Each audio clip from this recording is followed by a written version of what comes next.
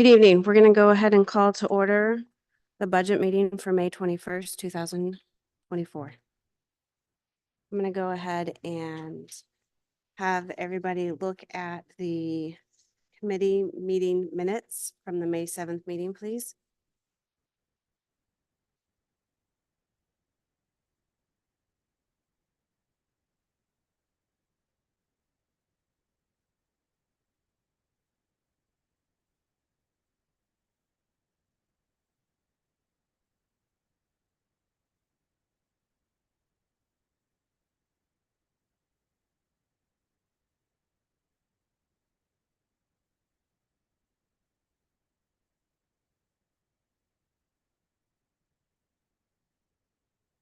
Are there any additions, deletions, or corrections to the minutes?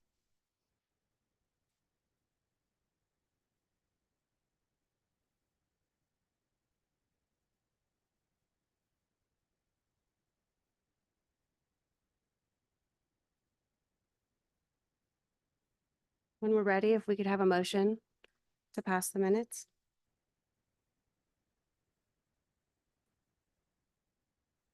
I move to pass the budget committee minutes of May 6th. I second. Discussions? Point of order, isn't it May 7th? Yes.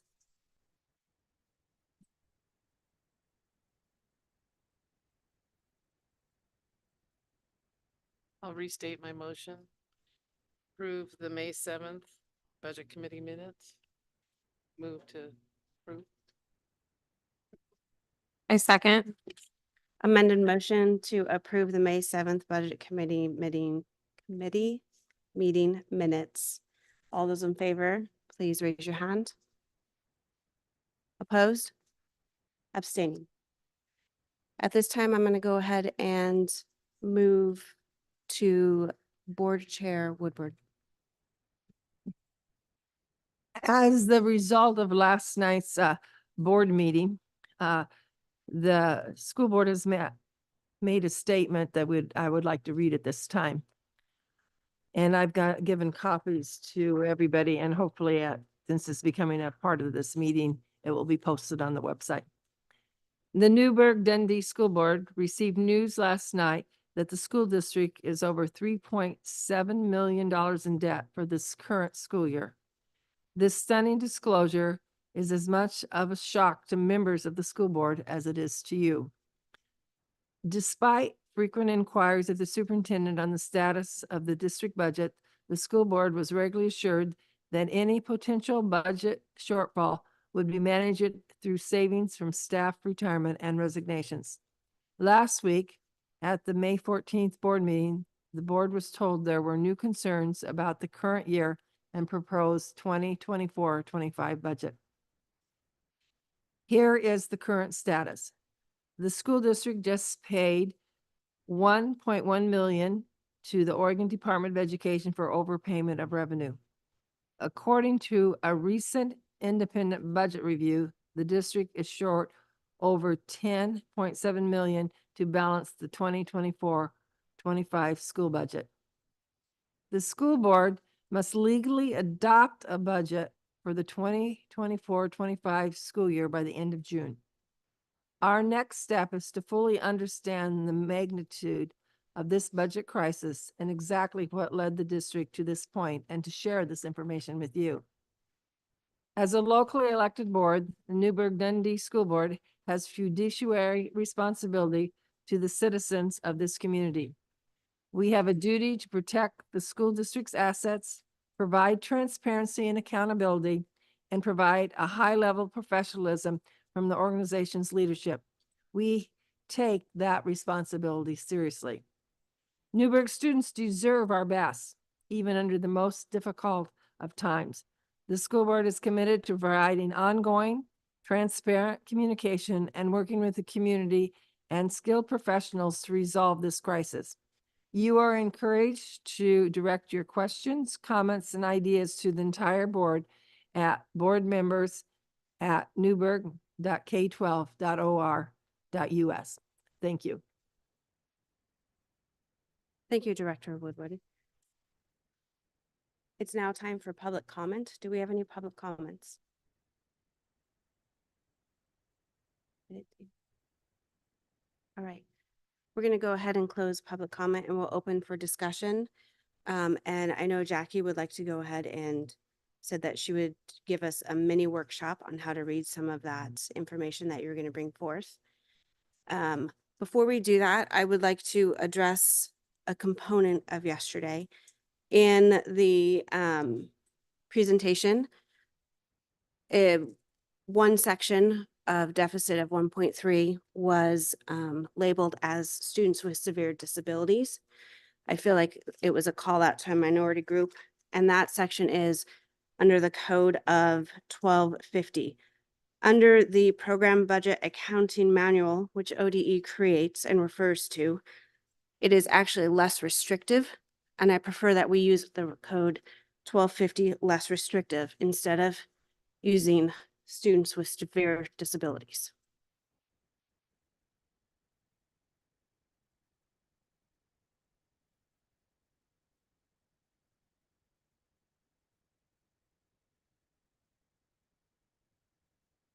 Great. You all get a copy of the report that I provided, the financial report from last night.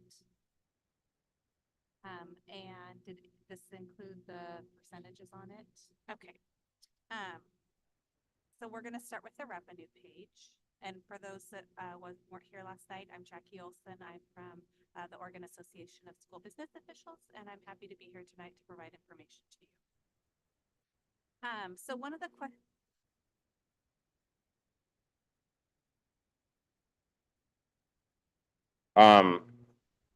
Is this it? Or, oh, I see, never mind. The cover page is the same, but there is an additional page that has percentages. I did not see that right away, so I'm sorry for stopping it. Okay. So I was asked about the projection of the percentage that I used on these, and so you can see on the revenue. Is that better? No.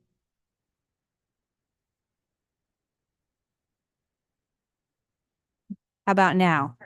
Okay, you're welcome.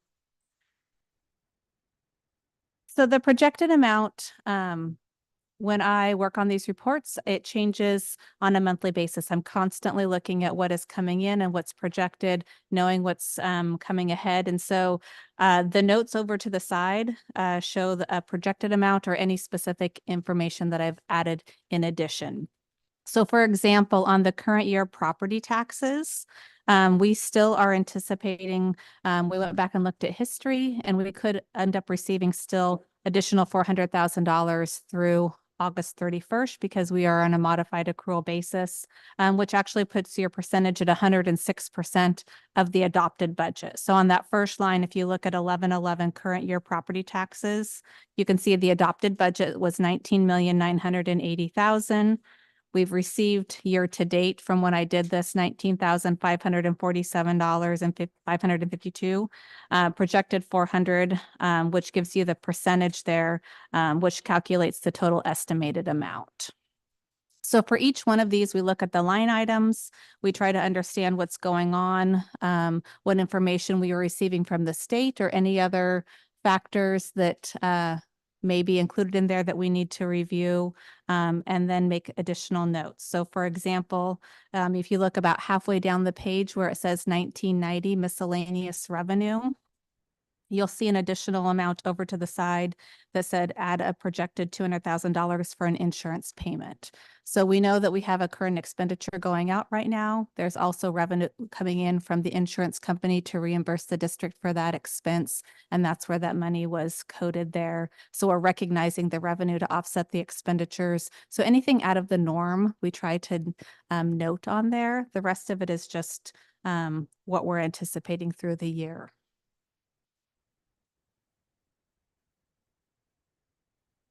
Are there questions on the revenue?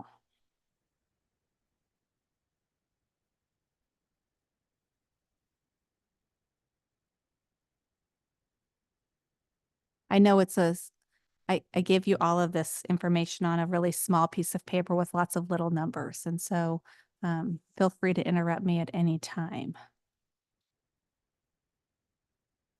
So just clarity, that one you just mentioned, the 1990 or whatever, that right, you have the $200,000 payment coming in. Mhm. So is the 72.74, is that including that? Including that projected $200 coming in? No, that's what it was at, 200,000. and I had added that additional $200,000 back in there. I have a question about the state school fund revenue. That we are under budget by $4 million. And I'm wondering how that carries forward into 24-25. Are there similar concerns of that being that much under budget in revenue? I have not looked at 24-25. I do know that there are expenditures, for example, with transportation, that are higher this year that are going to be paid back to the district. So the district has received all the payments from the state school fund for this year already with estimated transportation costs included. Those costs are coming in higher than projected. And so the district is going to receive positive payment for that next May, but I'm not sure. I haven't dug into all the details yet on that to know how much, what that difference is. But that will be included for the 24-25 repayment of 23-24 in May. I have a question as well about the state school fund. For the 2022-2023 budget, were we at budget, under budget, over budget for that year? So if you look over on the two columns on the right-hand side there on the state school fund, you can see the 22-23 budget was 31,803,225, and you actually received 32,296,608. I'm not sure which percentage of that may have been either a pay back or increase in payment from 21-22. All of it's included in that one, but the amount is greater than what was budgeted in 22-23. And I would draw the committee's attention to the total state school fund revenue, because it takes local revenue, property taxes, plus the state revenue for the total amount we're receiving for the number of students that we have and the needs that they have. So when you look at the 22-23 budget of 50,473,000, and then the actual came in at 52,387. So that it's important to look at all the factors, because when we receive more local revenue, the state number goes down, so they offset each other. So it's important to look at the total together. And you can see that that's one of the reasons why there was a May adjustment this May. Last year that for local revenue, the property taxes as part of the formula revenue were budgeted at 17,980,000, but revenue received was actually 19,178,000. So every student in the state gets the same amount of money, whether it comes from your local property taxes or the state school fund direct payment from there. So you're always constantly battling those going up and down. And I have to say that Newburgh is a small district in the big scheme of things. And so even if every one of these numbers was correct, there's still going to be a May adjustment. And we're always trying to guess what that is. But it is an estimate, and we're really working in 3 years at one time. But that is one of the reasons that there was a decrease in the state school fund payment this year.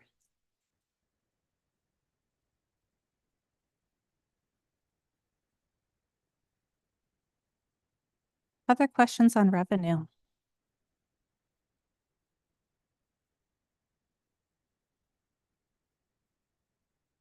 Yeah, I guess I have a question. And maybe this has already been answered, but I'm still trying to figure out why we had the shortfall. So what was the ADMW that we budgeted for this year?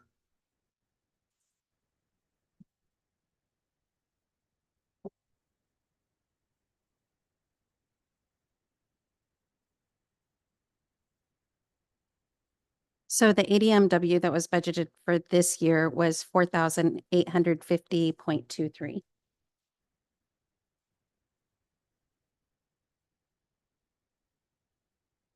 4,000, What was that? 850.23. And do you know what we're currently at? On ADMW, I can tell you that for this next year, we're at 4,732.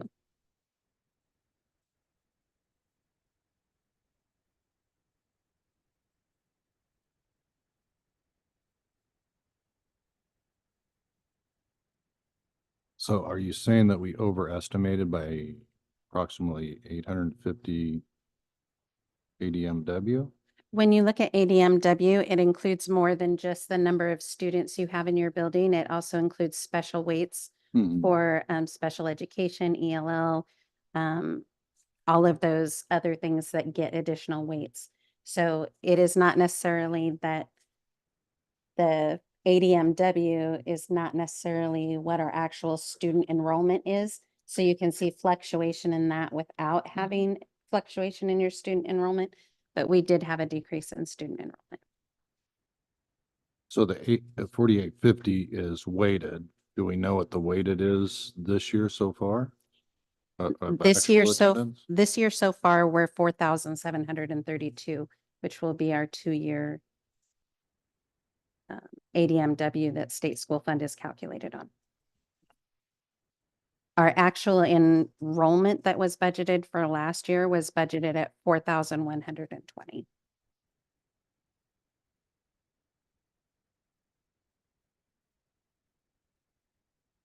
And so so when we calculate the budget, we estimate the attendance, right? What's the dollar amount per attendee that we base it on? That fluctuates. So because these are estimates, the Oregon Department of Education sends out estimates in the spring as to what they anticipate your revenue is going to be for the next year. And it distributes that money equally among every student in the state of Oregon. So in June of last year, we were anticipating, and what the state told us is that we would get 32 million and some change in state school revenue.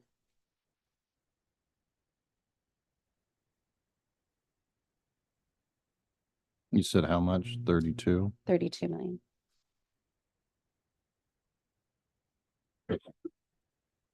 Thank you.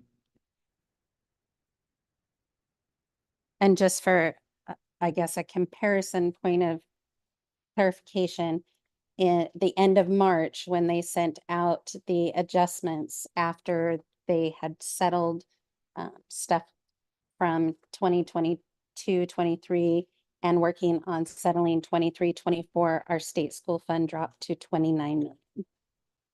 So the estimate that we were going to get for this year dropped $4 million roughly in between June of last year and the end of May, or the end of March this year. When they drop it, you get notification of that? We get it usually in April. And sometimes it's at the very end of April, or sometimes we get it right before the May adjustment comes out. And then I guess maybe can you explain how funds are brought in? Sorry. Can you explain how funds are distributed to us throughout the fiscal year? Is it level loaded or is it heavy on the front end? So generally speaking, there's 2 state school fund payments in July. And that is to help districts make it until they get their tax payments in October, November. And then the remainder of the state school fund is spread out over the remainder of the 11 months with no state school fund payment in June. So I guess that's 10 months. So you get 2 in July, and you get another 10 after that are supposed to be equal payments. And then no state school fund payment in June. Taxes are heavy in October and November when most people pay their property taxes. And then they kind of ebb and flow depending on how people pay their taxes throughout the year. When did we get the adjustment notification this year? I got the final notification on that. I believe it was 3 days before the 15th, so around the 12th of May.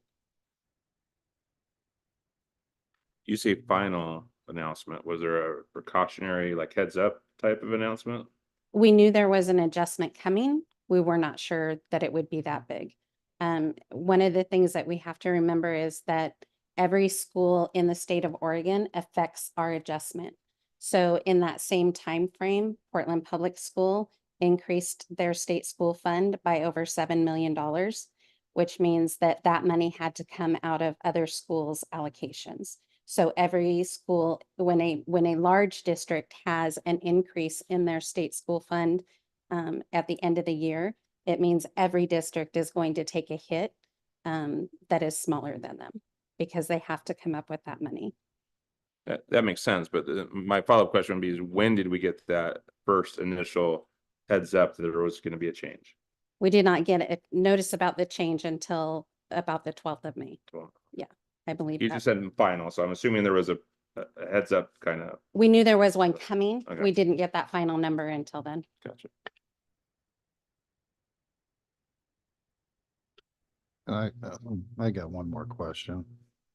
Well, I'm sure I'll have others, but on the 1250, I was looking at this today. So it says we budgeted 5.8 million.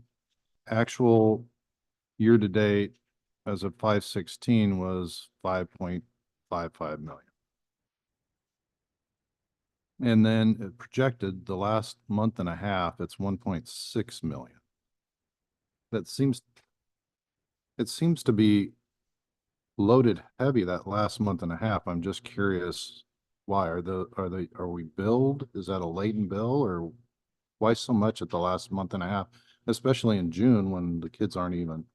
So the way the school district does their payroll is that they take what the teachers would make for working the number of days, or any staff member for working the number of days, and they divide it out into 12 equal payments. So when you get to June, you still have June, July, and August payroll. That way they're not going the summer without a paycheck. So we still have a quarter of our budget that's encumbered for the remainder of the year.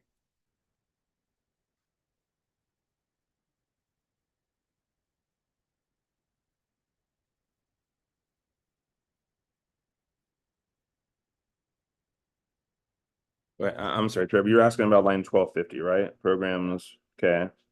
And you're asking why the fluctuation as of June 30th? Yeah, that was my fault. She explained it. So there's encumbrance built into that 1.6 million. I thought it was just for the last month and a half of the fiscal year.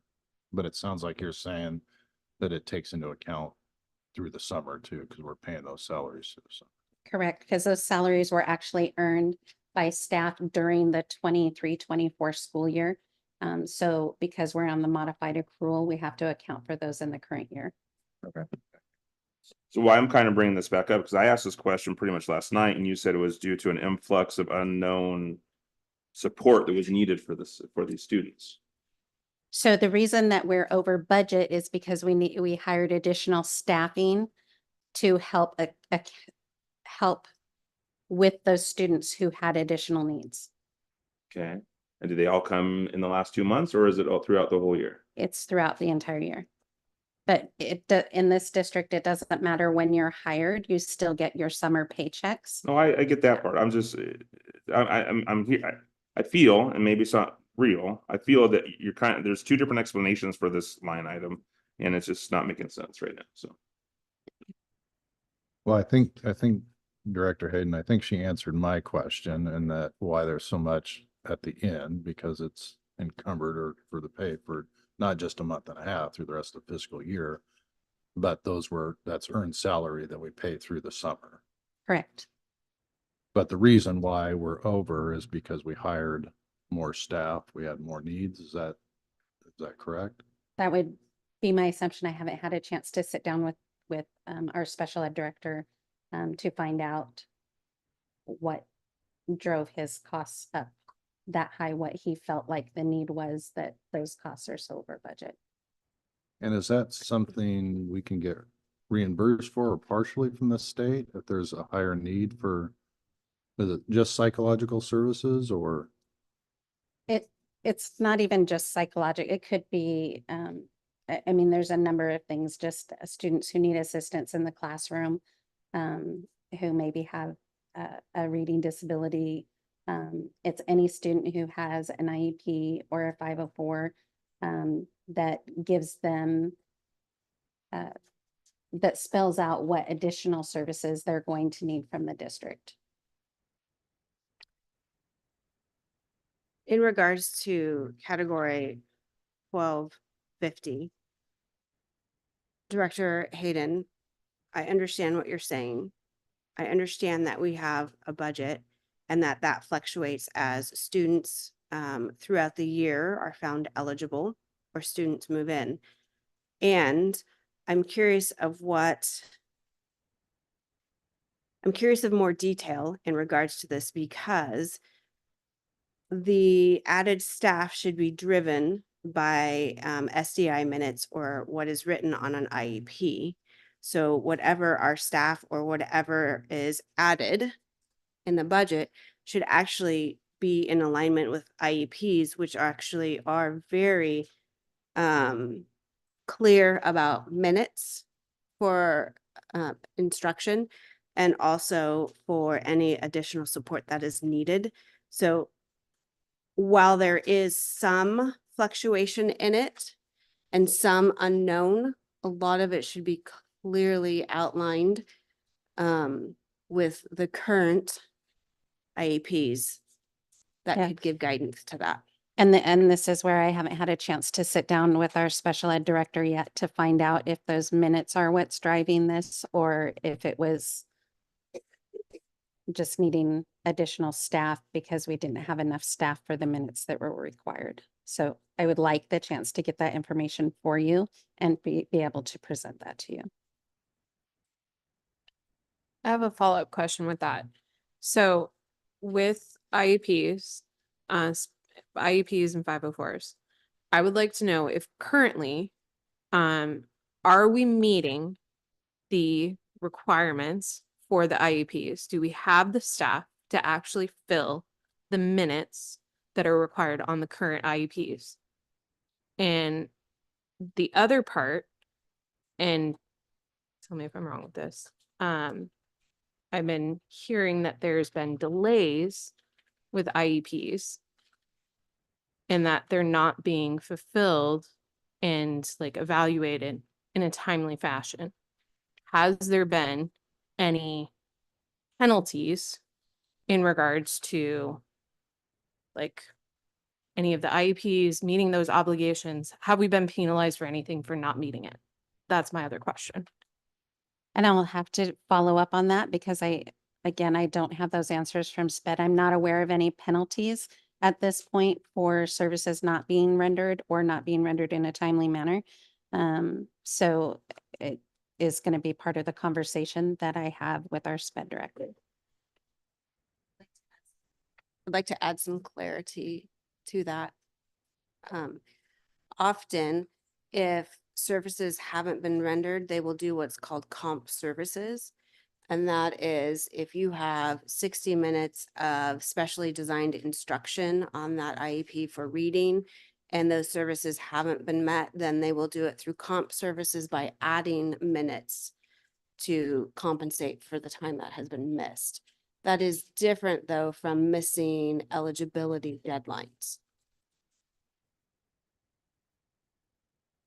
Heather, I know you're gonna talk to whoever the director is. I think I know who it is, but to get data around this, is it possible that we can ask that person to sit in this next meeting? I mean, we're gonna have one every week apparently for the next rest of the school year, so. I think there's more pointed questions outside of financial. There's also pointed questions on like the regulations, which might not be a true, I mean, it's could be penalty, but like we just might have an understanding of. Can you have can we be penalized for not meeting that, or is that all driven through lawsuits? Unless somebody else can answer that on the budget committee today. there are audits, and yes, you can receive a fine. Every district is audited every year, but there are also things that can trigger an audit. And often you can go back and fix. In your questions in regards to meeting with the director, can we pause on that question for later as I have some thoughts Yeah. and proposals? Yeah, that's fine. Don't let me forget though. While we're on 1250, I was curious. I get that changes happen throughout the year. Is it normal to have this kind of discrepancy within a year in any other given year? Or is this a very unique case where we hit this 1.6 million extra essentially? I think right now that's a question I can't answer because I don't know the circumstances that drove that number to that point. So I can't answer that question until I have a discussion with the director. And I apologize if this was asked. Do you know when? I assume that at some point we knew that we were hiring these people or having these things happen, and or is this just right now we figured out that this number ballooned? Was there a point throughout the year that it was like, all right, we're going to be going over budget? Or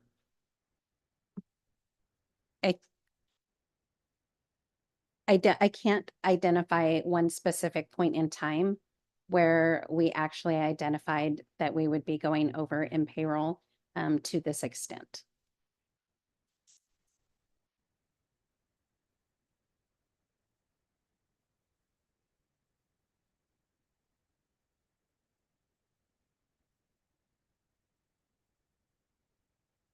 That brings up the question of how often do directors go over their budget with you? We try to go monthly and look at budgets. It doesn't always happen depending on how busy they are. But we try and keep a close watch on budgets. And unfortunately, a lot of that focuses around grant budgets and less around general fund.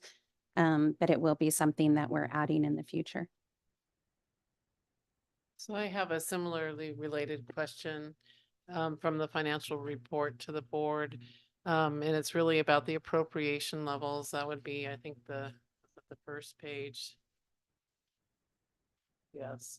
So it's the two numbers in yellow at the top where we're over budget at the 1,000 and the 2,000 function level and general fund.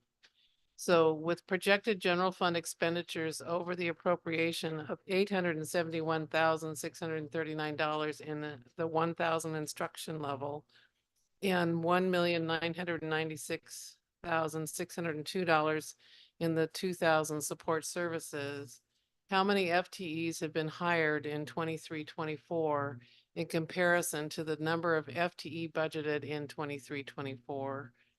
And is there a position control system in place to ensure this overspend in appropriation does not occur again in 24-25?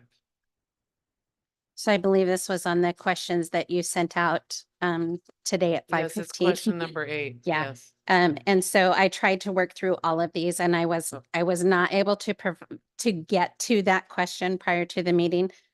So there is not a position control in place. It hasn't been in place for a couple of years. We're working on trying to get that back, which involves a lot of training of staff on how to use a position control.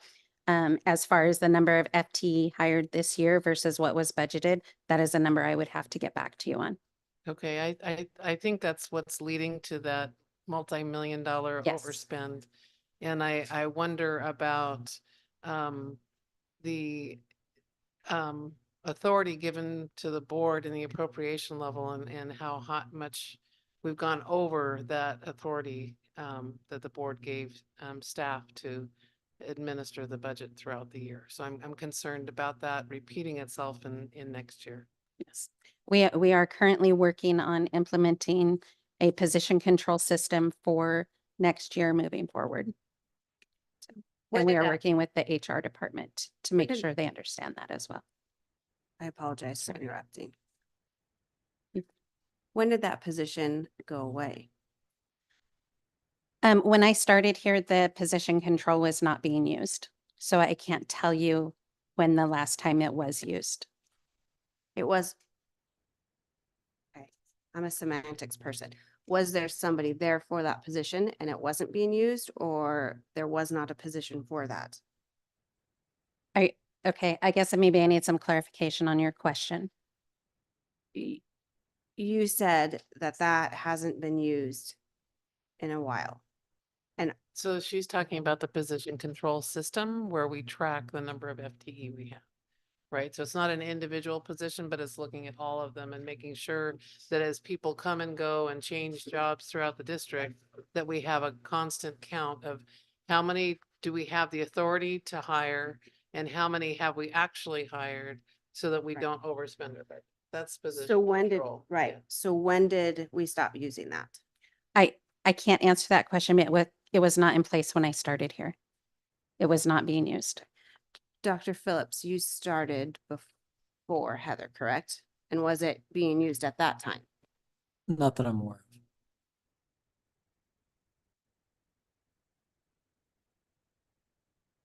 of. Just for the, I'm sorry, go ahead, Trevor. Oh, just one other question. Last night, I think Heather, you said that, and maybe I'm misstating, but we would do an audit on the, was it 2552? Is that the vehicle operations services? So we're over by 1.344 million. Yes, that is transportation. That is a contract with First Student. And I've started that process requesting information from First Student, and we'll be meeting with them to go over our invoices that we've received on a monthly basis to have an explanation as to why it is more than what we projected. And so it's been a while since we went over transportation, the contract. Do they have a baseline amount for services based on what we'd need and then overage that for like sporting events and stuff like that? So the way that this contract is written is there is a base fee each month for 12 months out of the year, and then it is a charge per route. So that each route, each day is a minimum of 5 hours. And so in addition to that, there are additional costs for field trips, for sporting events. And some of those are absorbed in the general fund. Some of those are paid by parent groups. Some of those are paid by student raised money, where they raise money to go on a specific trip. So there's a lot of variance in that. But I want some clarification from First Student, how they arrived at the numbers that we were billed for. Sorry, when do you think that that'll be available? I honestly can't say right now. I'm hoping within the next week or two. Okay.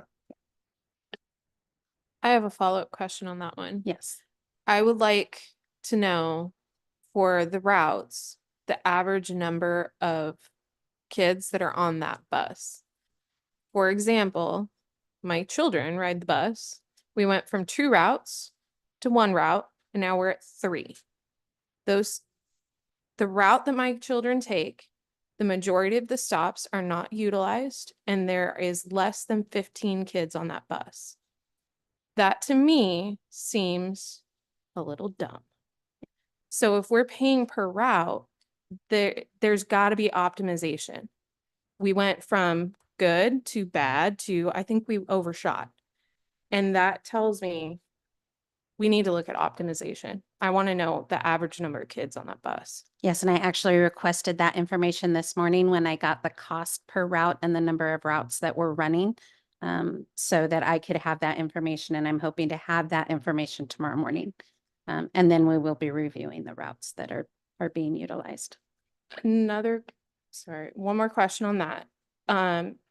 Is there somebody that is in charge of actually reviewing that throughout the year? Because, what we have at the right beginning of the year is not necessarily the same as later. So is that something that's reviewed to see how many kids are actually utilizing the bus, to do optimizations, at some point? during the year if it's clearly not,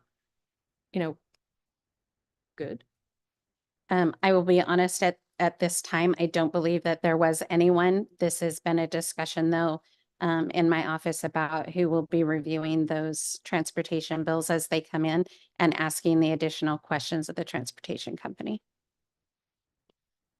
So Heather, I know that you've had a lot of questions thrown at you in a very short amount of time. So I want to make it clear that we weren't expecting you to have answers for everything by this evening's meeting. We just got the information last night, so we've had one day to gather our questions.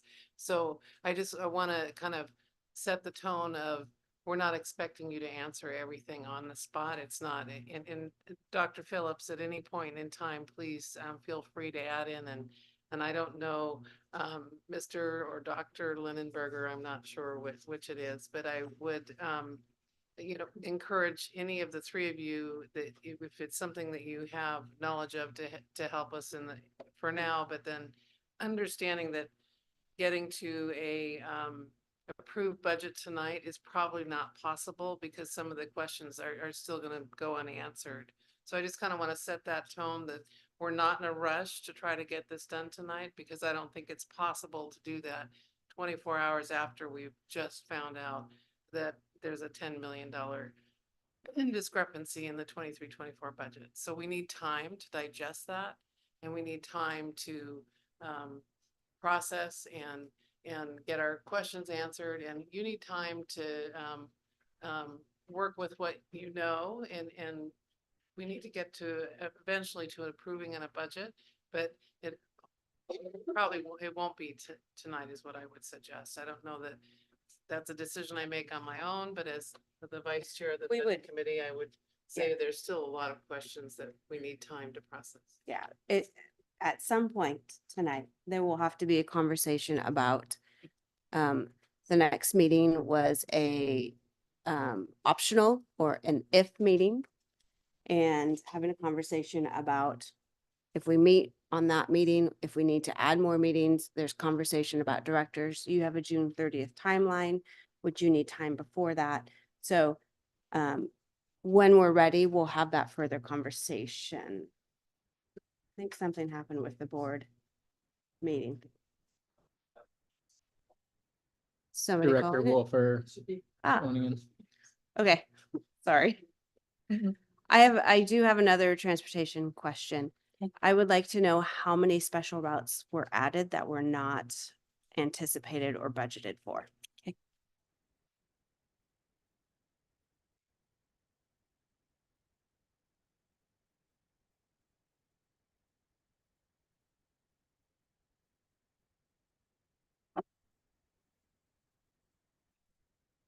I have a question, more of a. Could you take us back a year? I'm looking at the materials from last year and kind of remembering the state school fund discussions, and there was like a low, medium, high. And I have the sheet here that shows where the 4120 of actual students and then the 4850 ADMW, and like how that changed, like first how we made that decision to use that number, and then how that changed, and what are your recommendations then for going into next year? So I can tell you that last year, when I came into the budget committee, I was 6 months into this position. I didn't have any real history from the district. So I relied a lot on the numbers that were provided in the estimates from ODE. And that's where those numbers came from as far as what we've done. This year, I feel like when we submitted our estimate of membership and revenue, I estimated significantly lower. And part of the reason for that is because the district has seen a decline in students every year for several years. And I felt there was probably nothing that was going to make that change. So I estimated low. Now that we're at so those estimates are turned in, usually I think it's November, maybe the first part of December.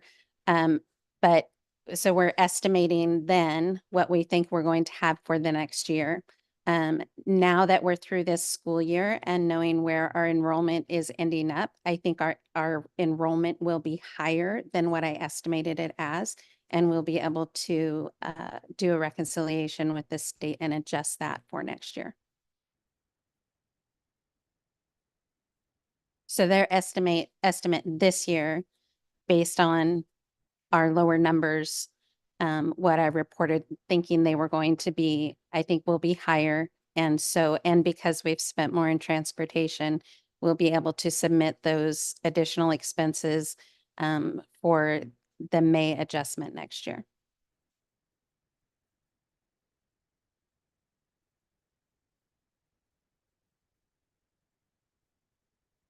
Hey, this is Director Wolfer.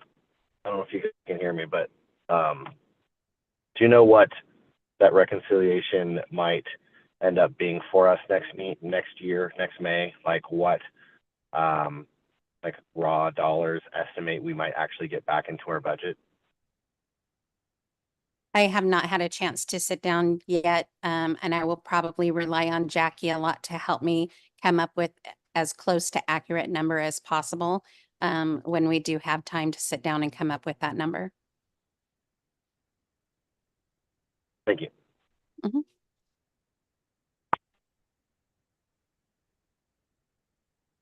I have a couple questions in regards to essentially student services. We know that the state allots for the federal government allots for 11%. And I'm curious what our percentage is as a district. Historically, it has been 13%. Do you happen to know what that is? I do not. And then I've looked at their trend of our students that are above average in costs and or a high cost student, but our students who need more support than the average cost. And I've noticed a trend of we've had a significant increase, which is highly unusual for a district. We went from 56 to 75, which that is a large increase in that. And so I'm curious and wondering about that increase, because when we're looking at that type of need, we're looking at a student that is over $30,000, and to have 25 new students that are over $35,000 is impactful and probably one of the largest jumps I've seen for such a small district. I can't comment to what was reported before, prior to me getting here. I know last year when we started adding up the costs for high cost disability, there were a lot of things that were not taken into account in previous years.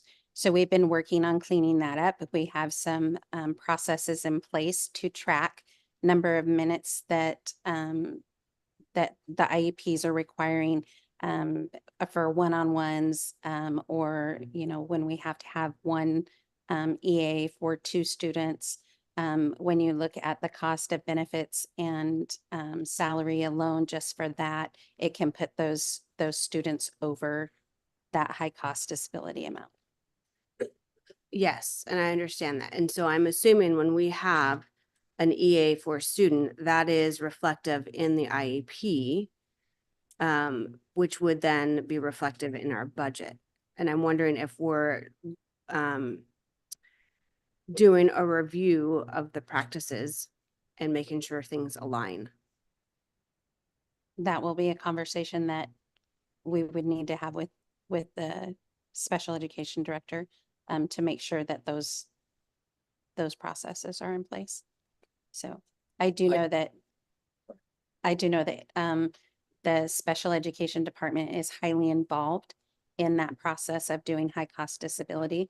It's not just us pulling a bunch of numbers out of the accounting system and assigning them to students. They are assigned by what is written in their IEPs. So Ideally, yes. I actually know from personal experience that there has been assistance assigned without it being in the IEP.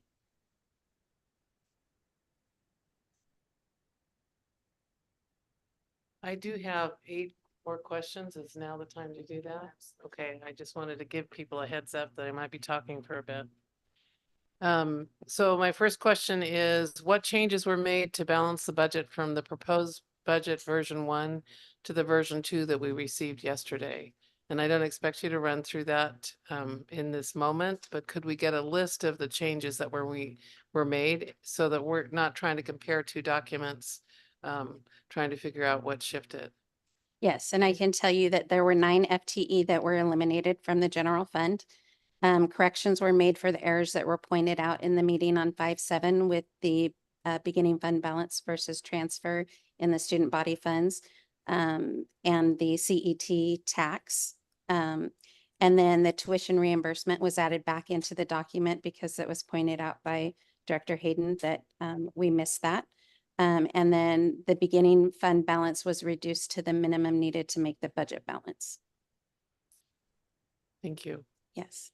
The number 2 question, this is a long question, so it's on PDF page 17 of the version 2 of the budget. General fund beginning fund balance is listed at $8.1 million. Since we are in a projected deficit for 23-24, how can our beginning fund balance still be listed as 8 million?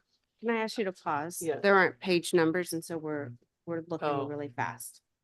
Sorry. I'm sorry, I totally missed getting those on there last Okay. night before I. It's the general That fund, happens. general fund revenue page.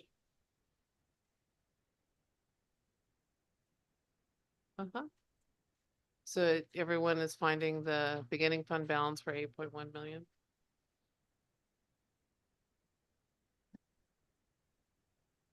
I think it, I don't remember the number. I didn't write it down. Yes. Yes. Yes, thank you. Since we have a deficit in this year, usually your ending fund balance in 1 year becomes your beginning fund balance in the next year. So I'm confused at that was remaining at 8 million. And my real question is, what reduction is needed in 24-25 to balance the general fund budget? And shouldn't the overall budget to be approved by the budget committee be reduced to the amount of the balanced budget, even if we are still identifying the reductions? I'm thinking that we should approve what we think it's going to be rather than 8 million more than what we know is not there. So I'm just, it's probably a question to think about. How do we, even though we're still processing the reductions, I think budget committee is hesitant to approve something that's higher than we know that we have funds available. And I Yeah. I can understand that. And if I can comment, like you, I got this news yesterday, how much this was going to be. I knew that there was going to be some, so I started making adjustments early on, which is why there is a decrease. But we didn't know the total extent of it until we went over the numbers with Jackie yesterday. And so yes, as the board and the community and the administration work together to adjust the budget to be what it actually needs to be, we will make those adjustments and that number will change. I can understand your concern. We just didn't have time to get it all out and still have time for you to review it at all before this meeting. Well, I wonder if we might contact the Department of Revenue who writes the local budget law rules and see what kind of mechanism we could use to get some noticing that we have negatives that we have to take out, but we may not have a very specific line for it, but maybe more at the appropriation level, where we're creating targets for that. And then working, of course, with, the superintendent would lead that with all of his leaders and staff to find, to how to meet those targets in time for school to start in the fall. Yes, and hopefully we can get to the point with enough time that the budget committee would be comfortable approving a budget with as many of those reductions as we can have in there available for you to view as well. I'll go on to my next question. On PDF, no, you don't have page numbers. It's in the state school fund revenue general fund. There's high cost disability reimbursement is in the state funding number. What % reimbursement rate is being used to estimate the high cost disability reimbursement for next year? So this was taken by what the average was per student that we were able to claim for this year. And then we took 49% of it, which seems to right now be about the average that the state is reimbursing the districts for. Thank you. Go ahead. Can you clarify where it was? For again? clarification, Kim, that is located in the state school fund, in the estimate for state school fund money. We lump sum those all in together with the transportation reimbursement grant and high cost disability, and then any adjustments that there might be throughout the year. So So- you won't see it broken out as a high cost disability. It's just part of that state school fund. Was that your question? Kind of have a piggyback question on that. As I was looking at it, it is under Fund 100, General Fund, Resource Report, State Revenue, Medicaid Billing, K-12, 200,000. I understand what that is. I get that. But we haven't had that in the years past. Can you tell me more about that? This was one of the options that we looked at this year to increase revenue for our special education services, as some of those services that we provide are reimbursable by Medicaid. So our special education director took the lead on looking into what it would take for the district and what our revenue might be just based on the number of services. So we're hoping to offset some of those, and our anticipation is that we will start Medicaid billing this year, and they've been working with another school district that is already doing that to help get the processes set up and in place for us. I think that is a really good idea because I do know that that can be an added benefit. Yes. Okay, I'm going on to the next question, and this is, you can call this my nitpicky question if you'd like. But our transfers are out of balance by $1 between the general fund and Fund 304. 304 has 30,999 and general fund has 31,000. So one or the other, it doesn't matter to me, but let's make them the same. Yes, I'll make that adjustment before the budget is approved and adopted. Thank you, thank you. Yes. Thank you for finding that. I No, no sometimes big look at deal. all these pages and it's hard to see all the numbers and remember and yeah. Okay, I'm looking at the PERS bond 2003, function 5200 transfer of funds. I'm still seeing a transfer for 300,000 coming out of that fund. And since this fund has been collected from multiple places like general fund, federal grants, state grants, bond funds, when we take money from all those funds and to pay the debt, and then we're going to transfer money back because we have too much to just general fund. Really, we should be reducing our percentage of payroll that gets expensed through each payday to get it credited back to all the funds rather than a transfer of funds to general fund. Right. So I can answer your question on that because this was a similar question to what you asked in the first meeting. And so there has been some work done on this, and I have gone through and figured out what portion of payroll was divided into each one of the grants, the bond fund, all of those different, and come up with a percentage. And if we can move the expenditure equivalent out of the federal or out of whatever other fund into the general fund to offset that. So it will reduce expenditures in those specialty funds, and then they will be paid out of the general fund with that refund. Is there a reason why you don't just reverse it back through the payroll system because it would be more automated and accurate? We could, the only difference to that is how much it is. Some of them are very small amounts. And to make sure that we get those corrections in each fund appropriately. My first thought was it would make more sense to move the expenditures to cover Okay, it. it's an operational decision. I Yeah. just, And then yeah. also, I want to answer your question that going forward, we have reduced that percentage so that there's not so much sitting in that fund that doesn't need to be there or being charged to grants or other funds that the expense doesn't need to be to. So we have for next year reduced that amount. That was a lot for me to digest. So I would appreciate it if like you could ask the question again. And I know you can't give the verbatim answer, but I need to hear it again because that was pretty in-depth and lengthy. Am I the only one or? It was long, so let Okay, me see can if I- I can simplify, I- or do you want to simplify? Or let me say this too, is I have all these answers that I have that will be posted as soon as this meeting is over online. And I have also included the breakdown for what percentage will be charged back to each fund. So that you can see that and you can see my written response to that question. So I just want you to know that that is going to be made available online and emailed out to each one of you tonight. I just didn't have time to do it before the meeting. So, but yes, Claire, if you'd Yes, like to can you- simplify it, then. So yes. to simplify, just like you pay, so, Social Security and Medicare, all those taxes that both the employee and the district pays for. There's one that's for this PERS bonds.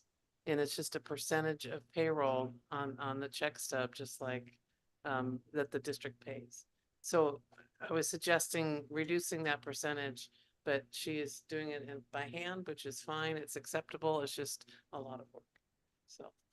So she's making the adjustment that's needed. And rather than running it through the payroll system, and that's fine. Okay. Trying to keep that really simple. May I pop in really quick? I just have a request. Going forward, could we get page numbers on here? Yes. And ideally that match up with like a PDF so that if we make notes there and we can come in here, that would be great. Thank you. I do appreciate how fast you got it out. I do. So now I'm on the capital projects page. If you're on the PDF, it's page 114. And the district has issued tax exempt bonds for capital projects. And this is a very technical question. So I'll warn you ahead of time and I'll try to put it in layman's terms as best I can. Can you pause so we can get to the page number? Yes, I'll first? wait.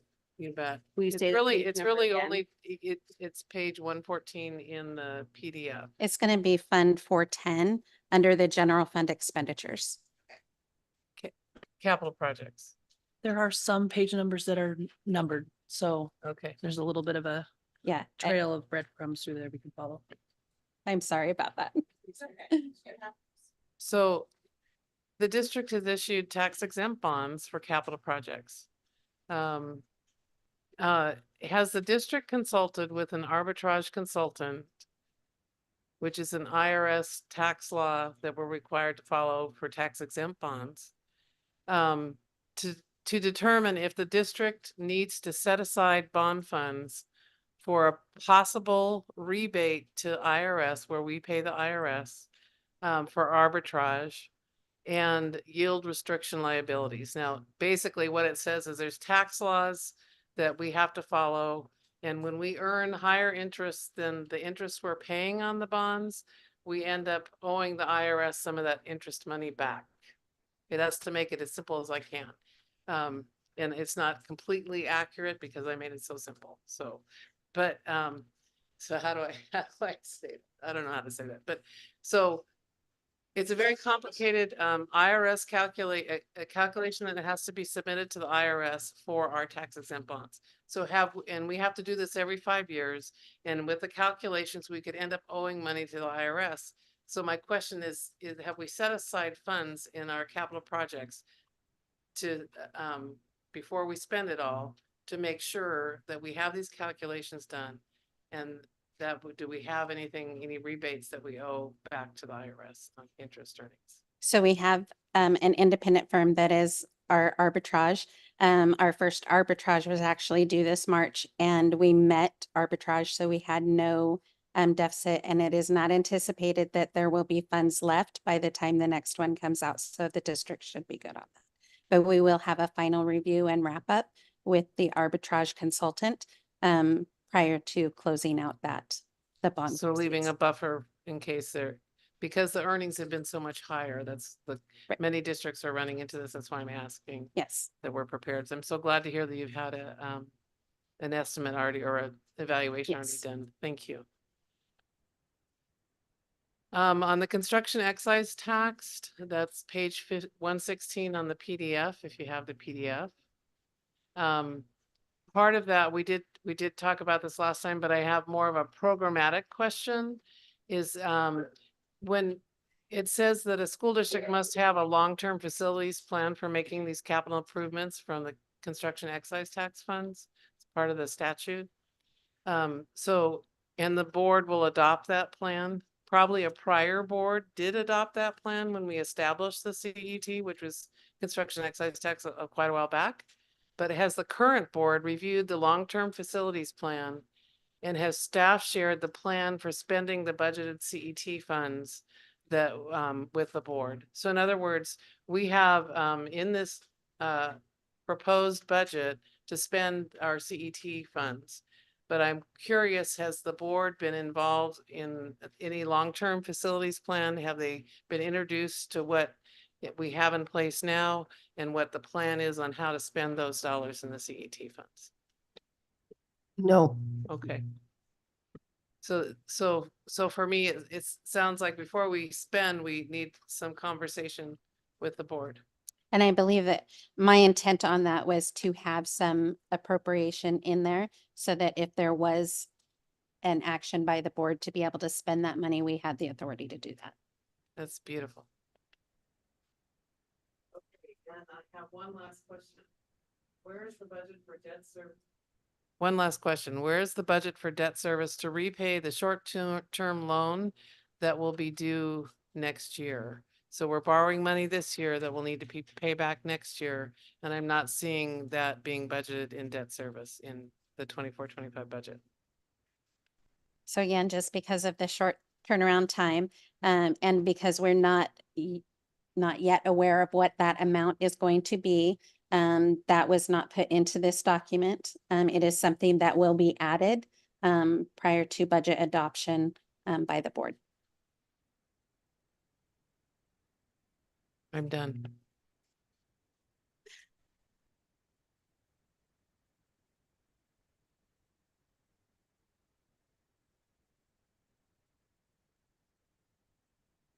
Hi, Heather. I have questions. So I'm looking at page, I guess, 17. So the proposed revenue resources report, general fund. And I'm kind of comparing what we have proposed to what we have actually going on page that we got. There's a couple of spots I have some questions. One of those would be with the fund 1112 prior year taxes. Are we anticipating getting a lot more in prior year taxes than what we've had? Is that just kind of the trend? Is that number's just staying high? Or what's that driving number, I guess? So overall, when you're budgeting for your taxes, you kind of look at what you've been able to collect, knowing that what you haven't collected, there is a likelihood that you may collect some of it in the next year. And then that is considered your prior year tax revenue.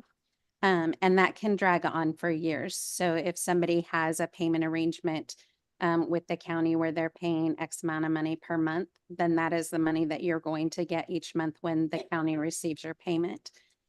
So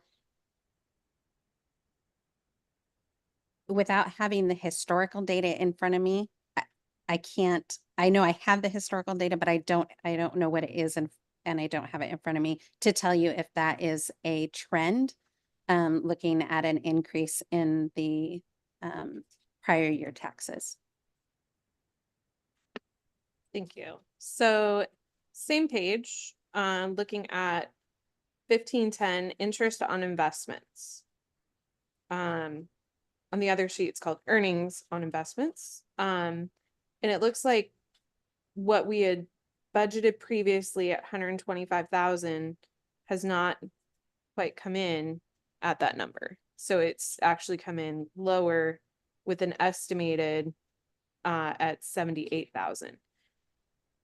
What's the reasoning for increasing that and like doubling it when currently we're not getting what we had projected? So one of the things, and I want to make sure that it's listed on here.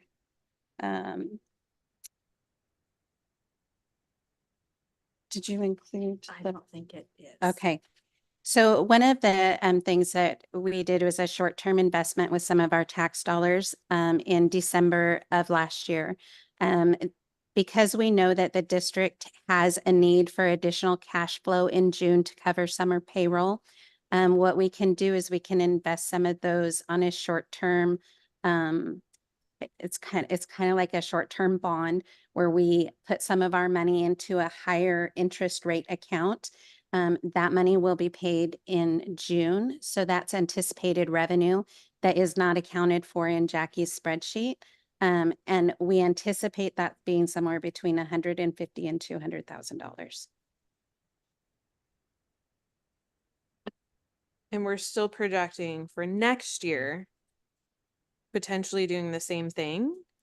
Or, If we are able to, then yes, but this is one of those numbers that could be adjusted going forward.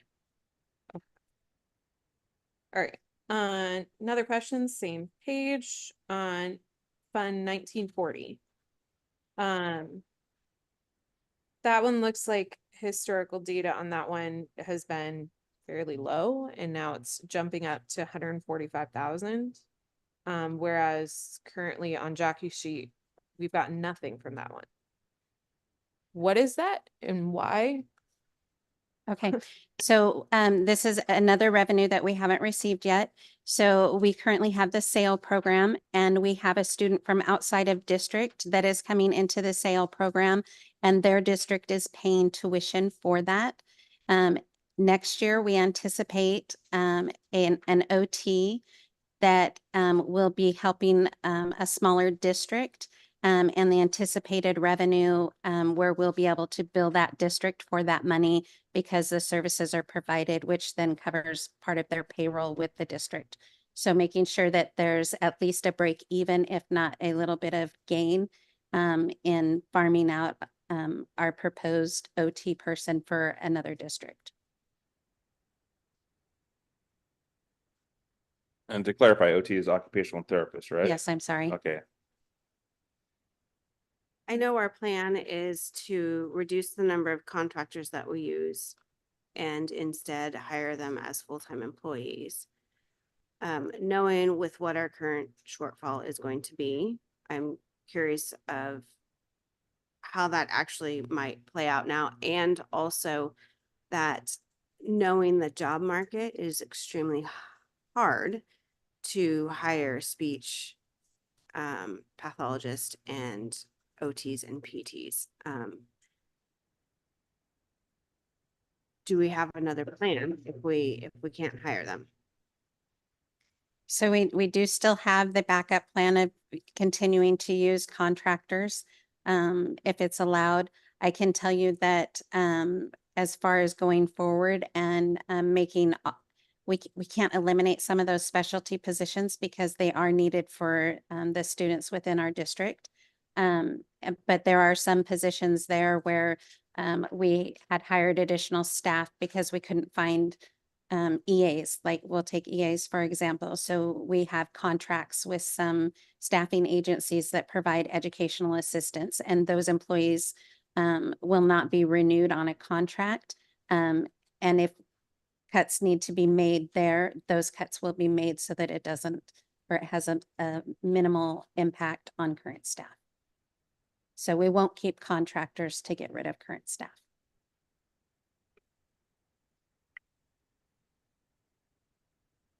No, I do have a follow-up question to that. So this entire year, we've been trying to get staff and, hiring people, and that hasn't, fulfilled that role. And so we have to go to a contractor. What are we doing differently to not go down that same path? Because it obviously didn't work this year. I mean, we want people that we're hiring, not contractors. We always want to go that route. But what are you doing differently to try and change that trend? I think with the statewide budget cuts in all districts and the number of staff that will be inundating the job force, that may increase some of our ability to hire some of these specialty positions, but we're not sure. So going forward, it's hard to predict exactly how right now. I mean, I can tell you that, yes, we hope to hire those staff and not have a contractor in that position next year for a specialty position. But in September, if we don't have somebody in that position, we still need to provide those services. So it may still result in either a contract through the WESD or a staffing agency for one of those specialty positions. What approximately is the cost difference if they are an employee versus contractor? There's minimal difference at the EA level. And then when we get into some of our specialty positions, it really depends on the years of experience that an employee would have coming into it. If they're new, fresh out of school, and where they fall on the salary schedule versus somebody who's been doing the job for 20 years, there's a pretty big difference there in what that employee would make. I would say most of the contractors are a break even for the specialty positions as far as what we're paying out versus what it would cost to have them as our own employee. Do we know if there's applicants that are trying to get full-time jobs in school districts, or is it more lucrative for them to be doing contract work so that market is small for people to actually hire on? Some people don't need the insurance. And so a contractor might offer a higher hourly rate because they're not paying for insurance. Some people want insurance, so they'll come work for us. Also PERS. Contractors don't pay PERS. And so it's kind of a unique situation. If the individual has insurance from another provider, a spouse or whatever it might be, they might go the contractor route because they don't need our insurance. So it's kind of a, sometimes when some of the agencies we use, there's a time period that they're the agencies. And then once it goes through that time period, we can hire them away from the agency if they like us and we like them and it's working out well. We've offered jobs to them and some don't want it because their hourly rate would go down. Others do. I guess the follow-up then would be, are all of those contracted employees for these specialty positions, they come through a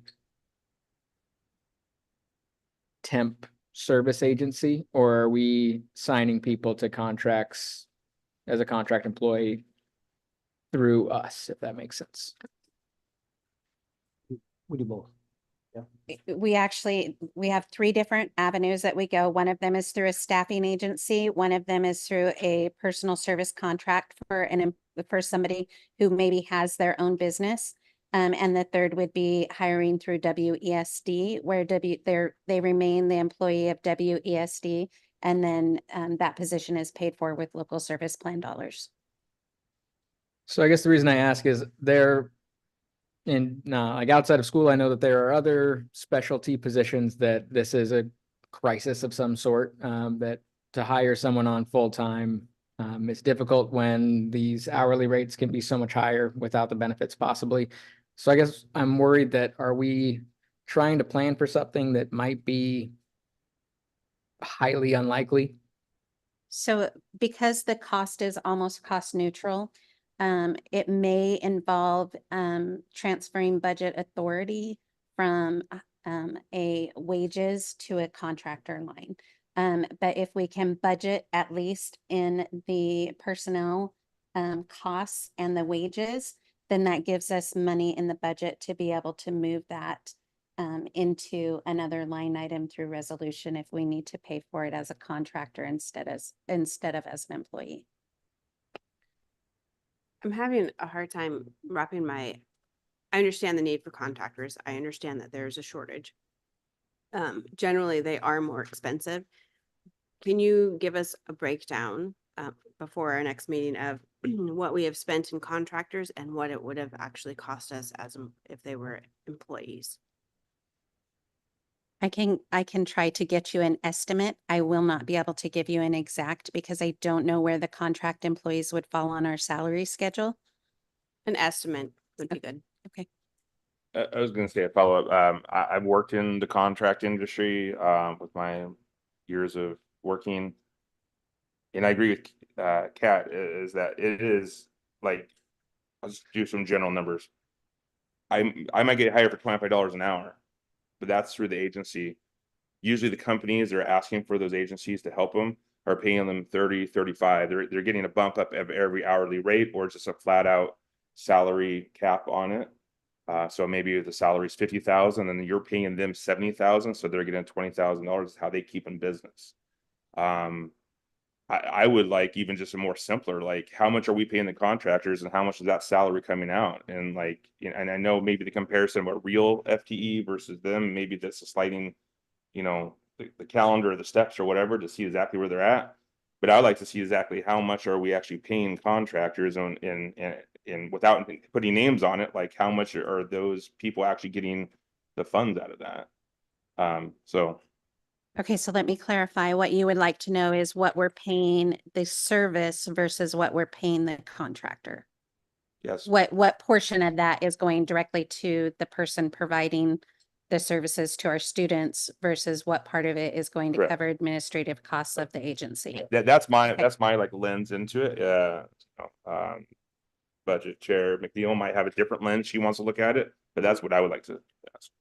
We might not be able to find that out though. My husband's a contractor and I know what he contracts out as, but that is But- different than what his company wouldn't share. Their- Us as a company, we should be able to do that. I've worked with, as a hiring manager, I've worked with these contract companies and worked through my HR department, and everything else.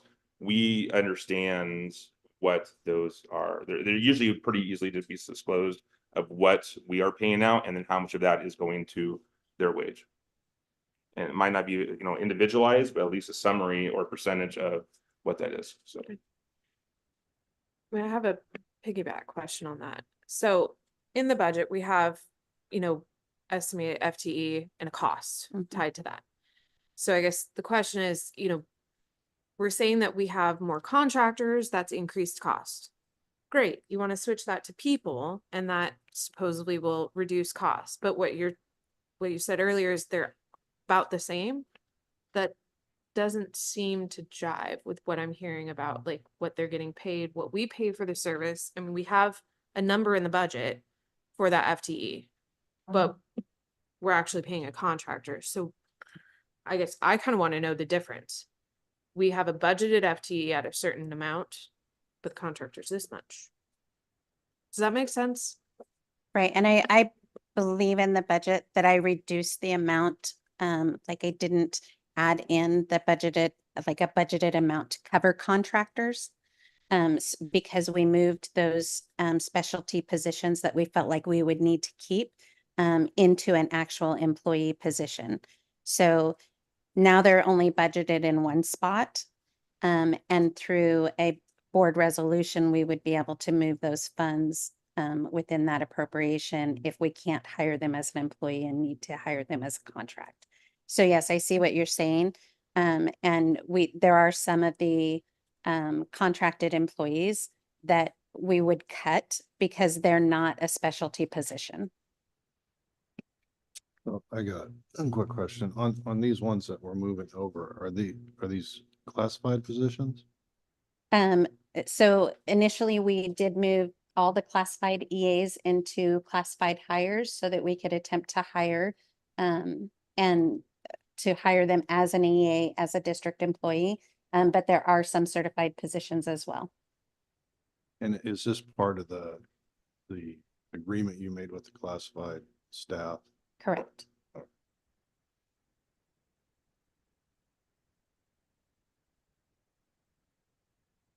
Can I make a request from kind of the budget level, and maybe I need your approval, Nancy, but at the beginning of the year, I asked for an executive summary of staff count at schools, et cetera, also how many are contractors. Can we share that with the budget committee from the last month's report? I know you sent, or Tabitha sent it out via email to us this last month. But our board meeting, but I'm just wondering if we could share it with them. That might help enlighten them on total FTE count currently. I wouldn't see why we couldn't share it with them.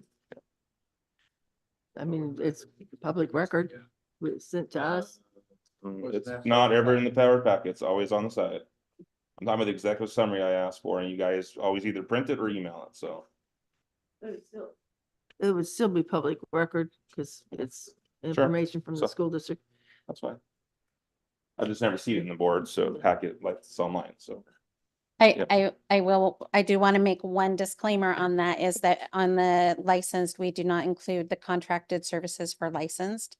On that, only the contracted services for EAs were added.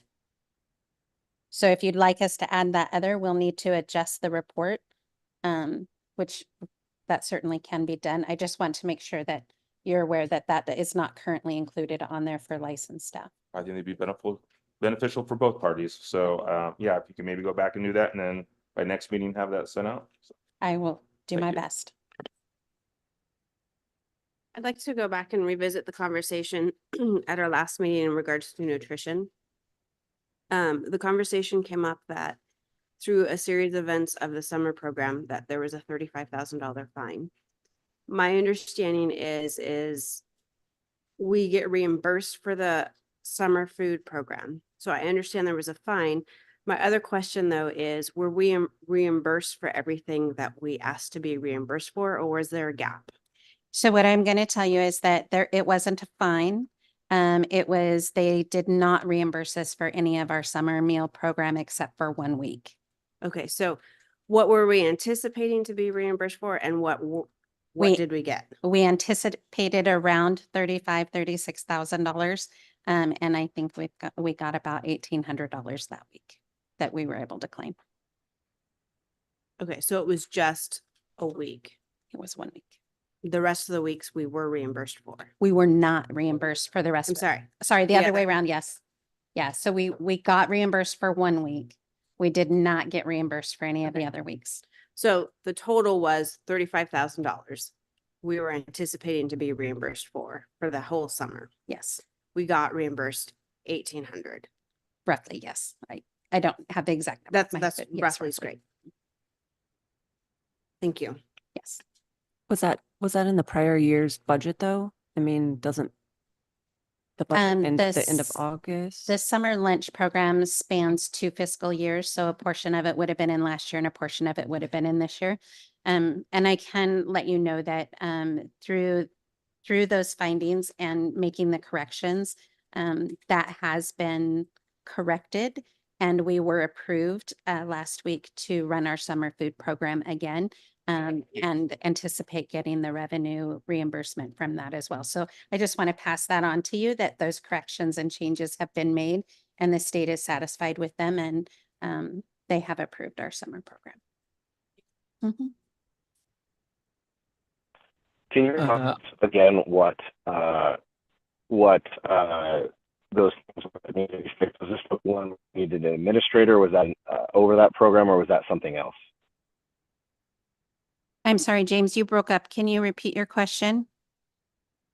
Can you remind what were those things that needed to be fixed, which led to us not getting reimbursed? Was this the thing where we needed to have an administrator over the food program, or was that another issue?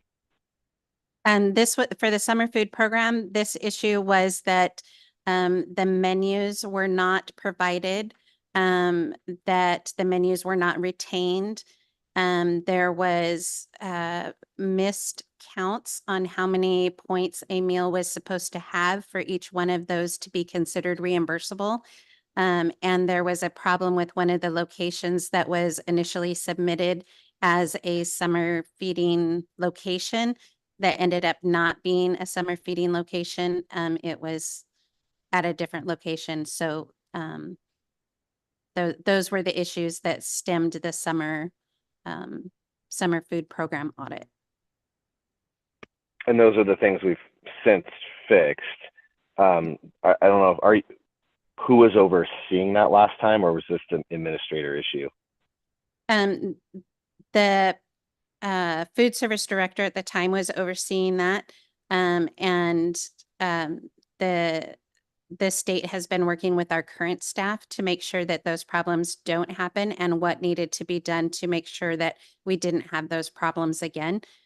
So those have been, we don't foresee them being an issue, and the state does not either. Thank you. Yep. On that same note, how much did we say Mr. Lindenberger's FTE was added to that program? So initially in the proposed budget, there was an error in that very first budget I gave you. It was at 40%. And in this budget, I've corrected it back to 20%. It was simply a misunderstanding where it was just doubled in what was coming out. And I did not realize it until it was, we were in the middle of the last meeting. So I have made that correction. And now as an administrator over that department, it is only 20%. Okay, and I just want to double check. I want to say, Mr. Lindenberger, that you said about 10% of your time was spent doing that. And I just worry that that discrepancy becomes a problem when I know that it's not necessarily an exact percentage, but that breakout saying that 10% of my time's here, but 20% of my salary is coming from here in a small salary when we're talking about food service for kids, I just, that concerns me. And that is definitely something that we can look at and evaluate going forward. I happen to agree with you. Because this is supposed to be a not-for-profit, and it's a grant that is meant to provide nutrition for students. And I understand if you're using 10% of the time, but then that time that we take out of that budget should match it.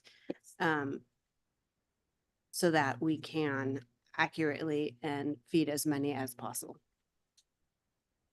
Yeah, on the same note of the whole food services, comparing actuals of 23-24 versus 24-25 of the proposed admin funds or whatever, I see 4 different positions that are dipping into food services. You got 20% for Mr. Lindenberger, 30% for Director of Finance. I'm assuming that's you, Heather.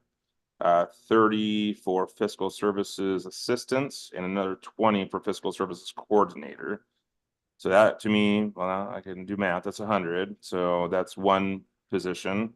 But then we also have a nutrition services supervisor at 100% added food services. So to me, it seems like we are taking too much funds out of food services to manage food services. And I understand there's a whole administrative side of it. There's also something that was said last meeting about how we, I don't know if it's a board meeting or the budget meeting, but like at some point there was a mention or a thought of like, we need to have somebody that's in the administrative role to sign off on certain things or to check whatever it was for checks and balances scenario from the state or whoever. But I'm like, do we really need that? And why is that? Why can't the nutritional services supervisor do that? That ODE requires that person have a college degree or an admin license. And the current food service supervisor does not have that. So we do have to have a licensed administrator or an administrator role that oversees that position, and that is an ODE requirement. Okay, but what about the other, can you explain the first part of the question about we have basically one full payroll between 4 different people versus then the supervisor? I would say, okay, I get that maybe Mr. Lindenberg could do the 10%. We pay him the 10%. He's the admin. He checks off things. He does ODE requirements, but then we're still paying 90 or 80 to 90% of other people's wages out of the food services. I can't answer that question for you tonight. But I can certainly look at putting together a list of duties that are done by each one of those people, to be able to show you what those positions do. Okay, thank you. Thank you. I think that would be important in the fact that there are guidelines and policies, and I do know Sherwood actually got audited for not using their nutrition federal grant appropriately and had to give back 1.8 million. And so I want to make sure that we are following within our guidelines, and that we are also understanding that this is a grant that should be benefiting the nutrition of our students and be thoughtful steward of that.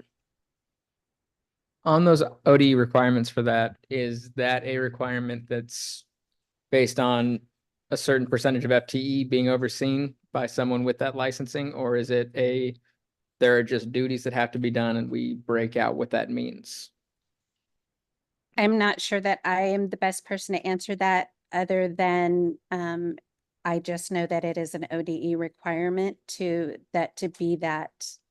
oversee that food service program. That is one of the requirements from ODE. So I don't know if Steve or Scott has anything to add.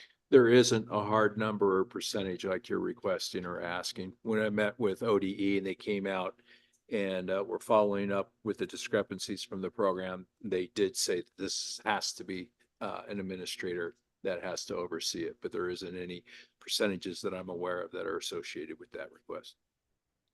And I'd like to Thank you. clarify, because at last meeting when we talked about it, ODE said that we needed to have an administrator overseeing it and that it's recognized on paper, but salary doesn't necessarily have to come out of it. So I do want to clarify that. And if 10% of your time, I get that. Staying on the path of kind of proposed admin funds, I compared the two documents and I have several concerns. Jeremy, can you just, for our help, can you tell us what two documents you compared? Heather sent out, Heather or Steve or Tabitha sent out, and it's also attached to the board packet. Not the one maybe we got printed. I don't know. I didn't see it in here. Basically it was a comparison of administration CSP something funds. There's two document titles and one says proposed, one says current year. And so I put it on my computer and did more of a analysis. That's the document I'm looking at. I would like, and I know this might not be able to answer tonight, but I would like to understand there's 3 full positions being paid by SIA, the students investment account.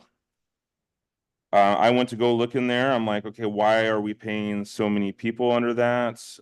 There's coordinators, they're all coordinators. So to me, okay, I get that. But so I'm assuming somebody at one or many of them are all administrators in some manner. And if I go to Oregon Department of Ed, Chapter 581, Division 14 Student Investment Accounts, under definition of fund administration for student investment account 581-014-0004. Section 7, funds received by a grant recipient under this section must be separately accounted for and must be used in accordance with the recipient's grant agreement with the student investment account. A grant recipient may use funds for the administrative costs, including indirect costs directly related to allowed expenditures as provided in the grant agreement. This is where I want to kind of draw attention to it. Administrative costs are limited to 5% of the total expenditures or $500,000 annually, whichever is less.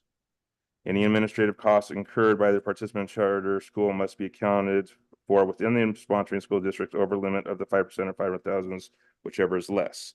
If I'm looking at 22-23 actuals, we had 3.56 million there. 5% of that is like 169,000. With the 23-24 adopted, that's 3.63 million we're getting from SIA. That is a cap of $196,860. My assumption is those 3 salaries are more than 196. I'm concerned that we may be out of compliance with that. And I don't know what those specific rules are. I'm not saying we have to call people out by name, but I'd like to understand what are those funds and what's the total of those amounts of salaries and why are they all coming out SIA? So I can't answer the No, whole question, yep. but I can tell you that coordinators are not administrators. They do not necessarily have an administrator license. And that their purpose is for a specific program that they work within. So some of those are in teaching and learning curriculum, and I'm not sure what the third one is, but I will definitely look into those and get back to you on that. Are all of our coordinators not administrators? I don't know if any of our coordinators have an admin license, but they're not, they do not oversee a department. So when thinking about a coordinator on the pay scale, they are on the licensed pay scale and not the administrative pay scale. They are on a CSPT's pay scale. Say that again? They are on the CSPT pay schedule. Could you tell us what the acronym means? Confidential, supervisory, Professional tech. professional, technical. Thank you.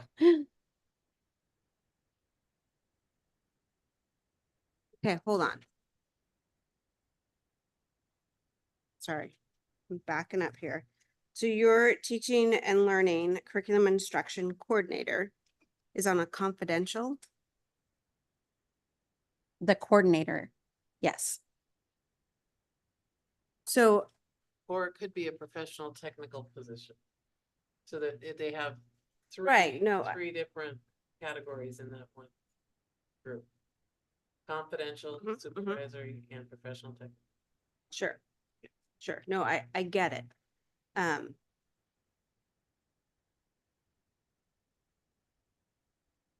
gonna ponder that for a minute. You got more to answer for that? All right, Trevor, go ahead. You hanging in there? Sure. All right. On the front page here, I guess it's not a front page. Guess I can hold it up. It's just this one. I assume that it's revenue. Kind of a bird's eye view of it. Is that what I'm interpreting? Does the column have FTE on it? Yes. If it has FTE on it, then it is expenditures. Okay. Just because there's no FTE associated with revenue. Okay, well, yeah, maybe in the future we can. put a Yes, heading I'm there. sorry. Sometimes I forget Yeah, that. because it just rose into revenue, Yeah. so I wasn't sure. Okay, Right. no problem. And so it gives you kind of the total breakdown, the next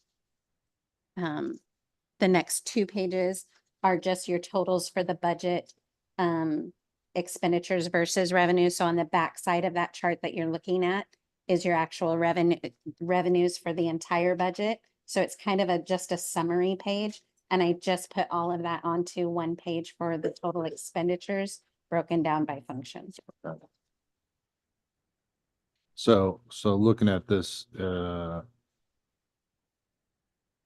expenditures.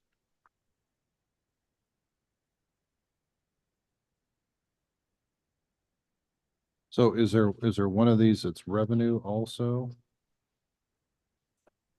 Not on that spreadsheet, but on the back side of it is your total revenue for the entire budget.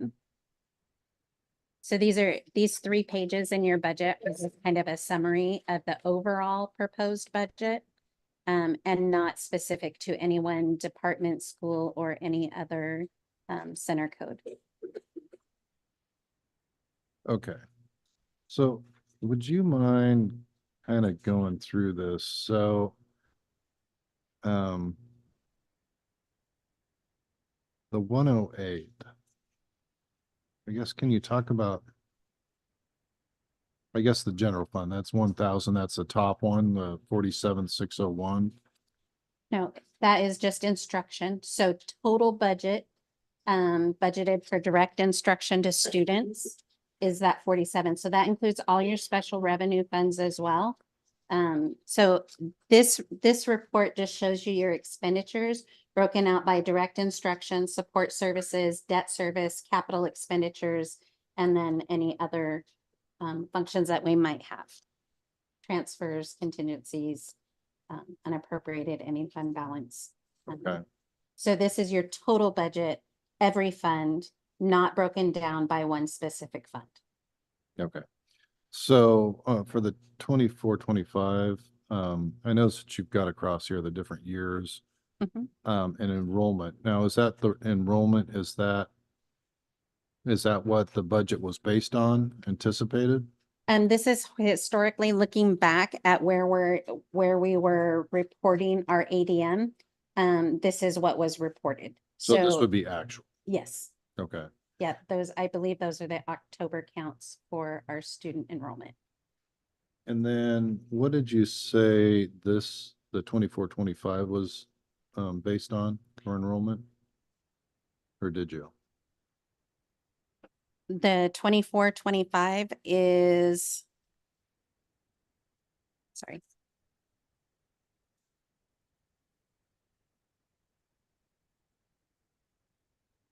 Is based on the ADMW of 4,700.32.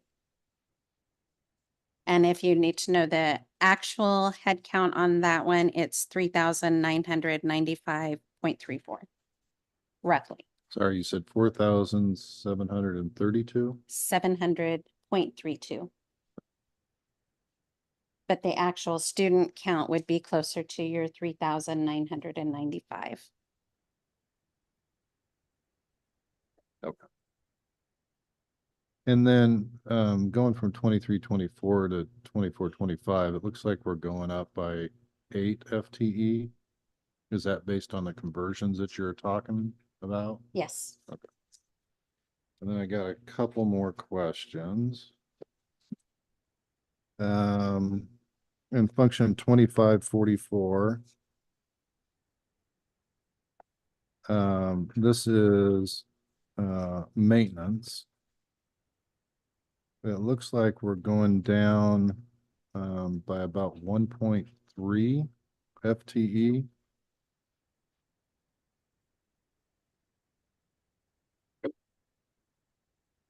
And I'm just curious why that is. So there was a coordinator position that was removed. Or a supervisor position that was removed from that. And then we talked last time about how we currently have a position for a supervisor and a secretary. And how between those three positions, we have eliminated it down to 2 positions. So that is where you're going to see most of that change, that there's a full FTE in there that has been. And so that elimination was more supervisory and clerical, is that what you're saying? We're adding back in the clerical and eliminating 2 supervisory positions, yes. Okay. And then on the next page, function 2552, vehicle service operations. It looks like we're going down, roughly $300,000, and I guess based on, what we're looking at this year, that's going to have to be adjusted up. Or are you waiting to get the analysis back? I would like to wait until I have some more data before we have an accurate number put in there. So I did not make any adjustments to that from the first proposal to this proposal. Okay, so then my question with a lot of these things that are kind of in flux, what do you need us to do as a budget committee? Just go through and scrutinize things and see if we see anything glaring, or? Ideally, many eyes catch the more mistakes. And I'm not perfect. These are a lot of numbers to look at and to constantly make adjustments to. So I welcome any help that you give me by looking these over and pointing out anything that you think, you have a question about. And if I can't justify it, then it's something that we absolutely need to look at. So I appreciate any time that you can spend reviewing this document and helping me find things that I might have missed. It's hard to do an entire budget for a district this size and have these many things that you have to track and without having people to help you look at it, which in my mind is one of the reasons that we have a budget committee, so that we can get more eyes on the document before it's adopted, and we can catch any of those mistakes that are made throughout the process. Okay, thank you. And I would like to bring it back around to what was said at the beginning, that yes, we want to go through this, we want to have many eyes on it. But what we do pass and or propose and pass is going to also need to be adapted, and it will be a living document because we'll have to make even further adjustments from there. So I just want to keep that in the forefront of our mind. I'd like to take a 10-minute break, and then we can come back and have more discussion or talk about future. Okay. Is everyone good with that? All right, let's come back at 8:03.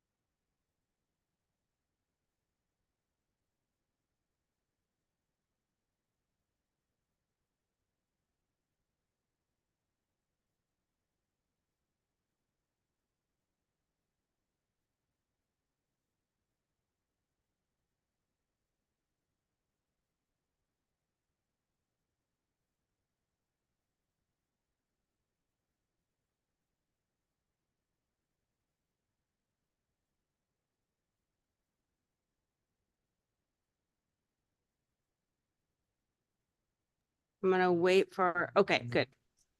3, 2, 1. Are we good? There, now I can see myself. Okay, I'm gonna bring us back around. As we start this last chunk, I'd like to propose the question for you to ponder for a few minutes. What do you need to be able to pass the budget? So I'd like to take about 3 minutes for you to ponder that question and also write down any several last questions that you might have, knowing that this is still an ongoing process.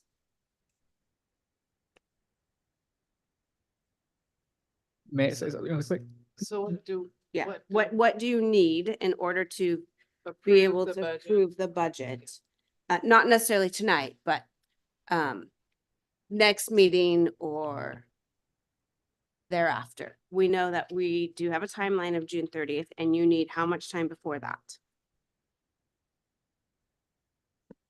Ideally, we would have, we'll need to republish for our public hearing and hold another board meeting. So we'll have to have enough time to get public notices in.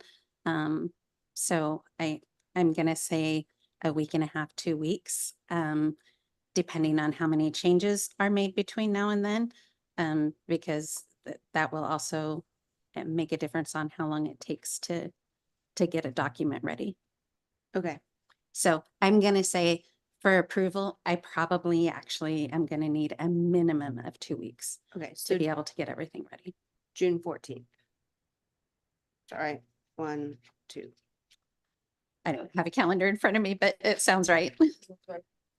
You said June 30th. The 30th is Sunday.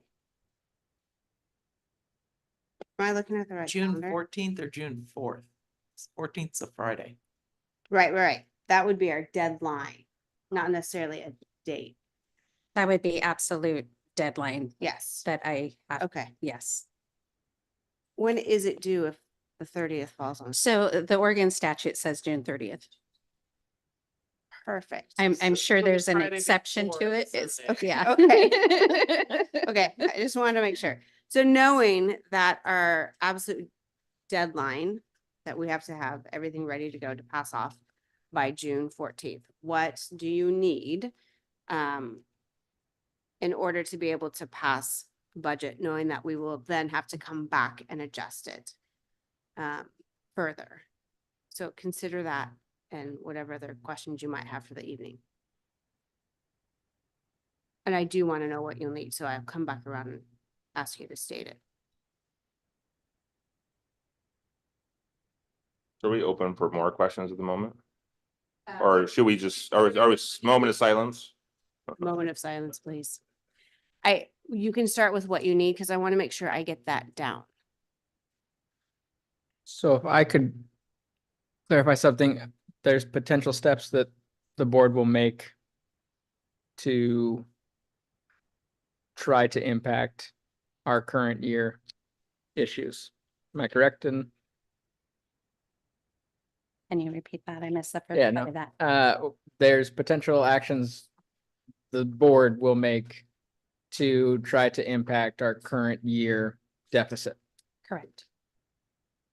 Those decisions will impact the budget, yeah?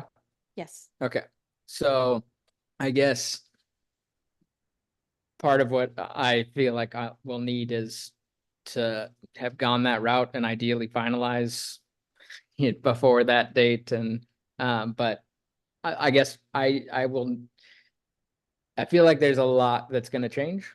Mhm. And so it simply, time, I guess. I just, it feels hard to even anticipate what will be needed until we are able to make those decisions to impact this and hopefully reduce that total number. So the budget work for the budget committee ends when we approve the budget. Okay, so then we step back and then the board carries it forward into adoption. And it carries it forward post July 1. So that if there's supplemental budget changes, appropriation transfers, there's methods to make changes after July 1. So what's important is that we have a budget adopted by June 30th. And so we want to make sure the budget committee is finished early enough to allow for the time needed for the adoption. So that's the current time frame.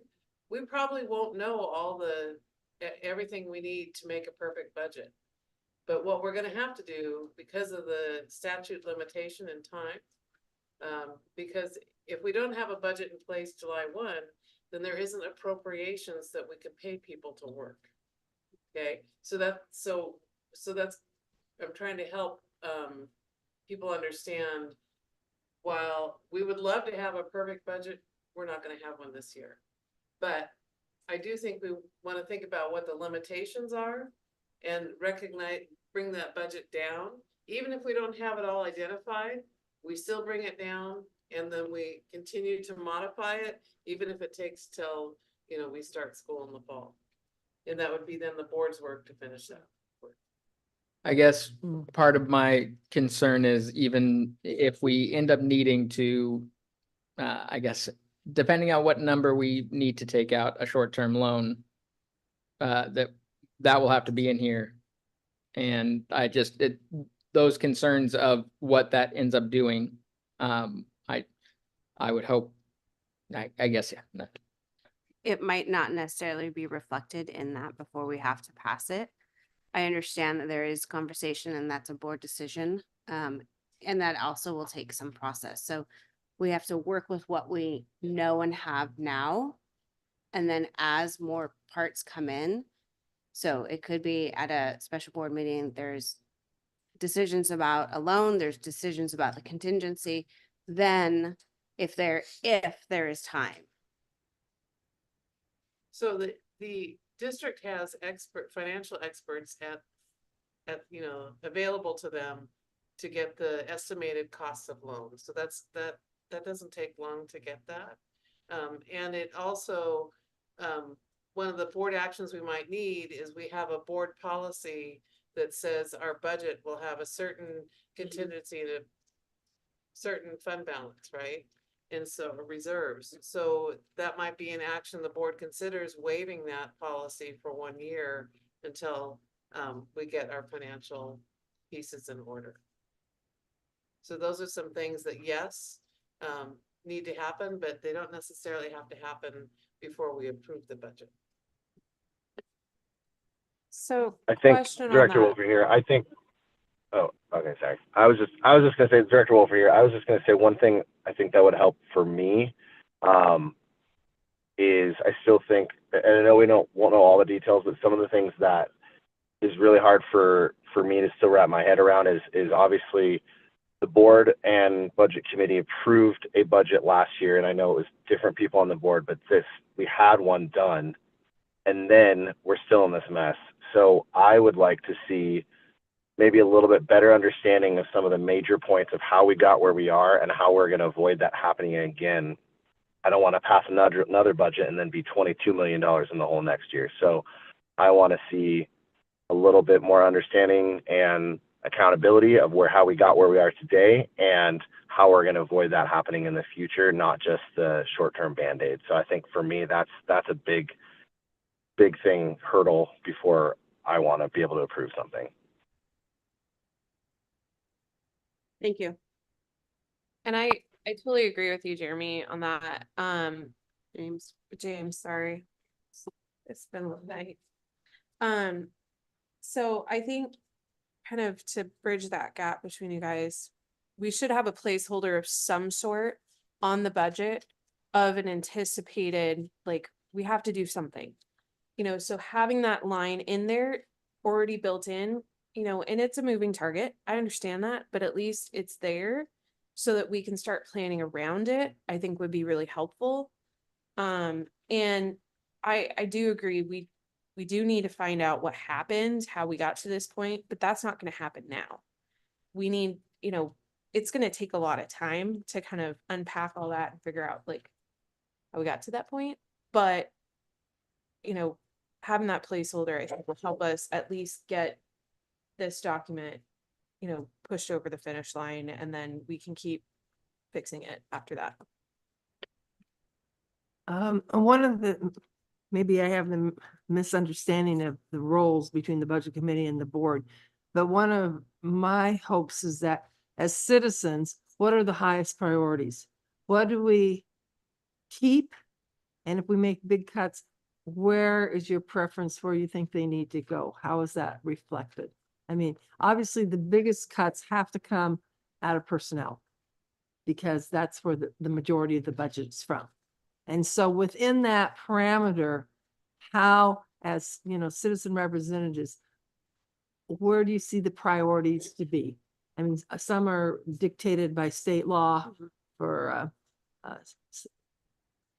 and others are, there's some flexibility. Yeah. Can I make a suggestion on that? I think that is an absolute must.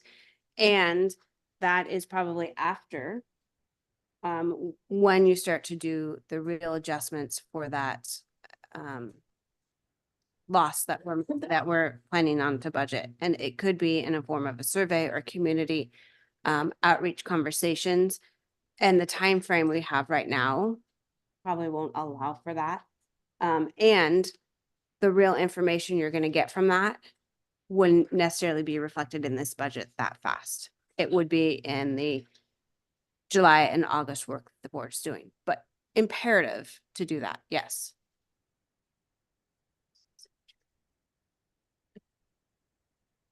I think for me, to feel good about passing a budget, I want to feel like we have a game plan. So, we know where we are now, we know where we need to get to. And we know in the meantime, there are certain things that we need to do before the 30th. So I'd like to do those things, but then know that we actually have a plan moving forward to get us to the end point that we know we need to be at.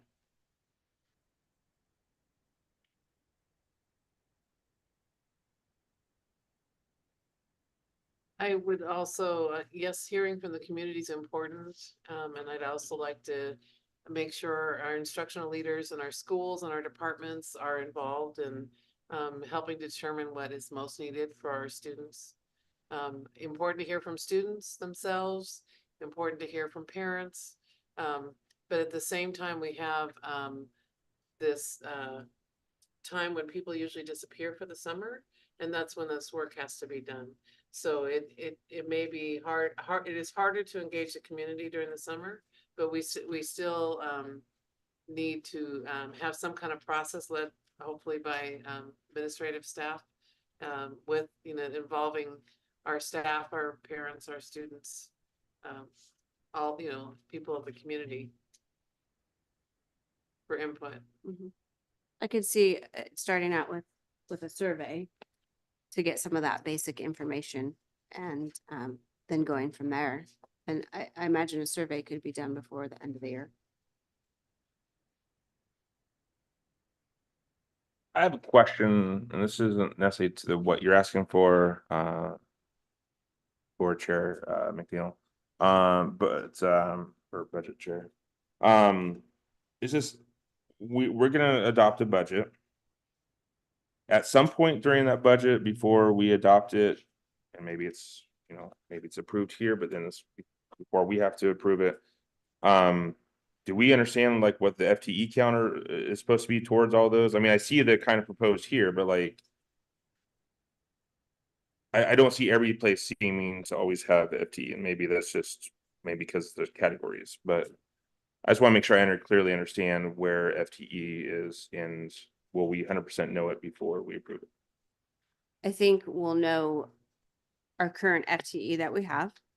I think we'll know any adjustments of FTE that we have already been anticipating through resignations or any that we've made adjustments for currently. I think any that are going to have to be made in the summer, we probably won't know right now. Okay, that makes sense.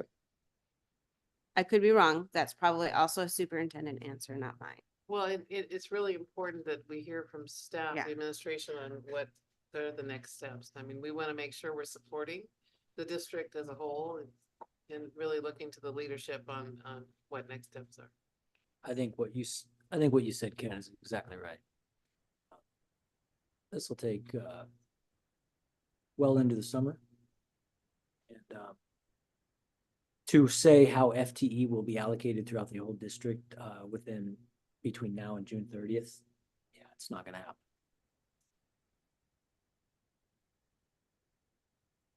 I still think it's important to find placeholders so we know what our target is. We don't want to just start making reductions and not knowing what our bottom line needs to be. We need to know how much reductions we need to make to balance the general fund for next year. Yes, That's and- a question that we need to understand what that is. Yeah, and there's some of the possible reductions that will have to be bargained with the unions, and so I began meeting with them today. And yeah, there's a lot of work to be done.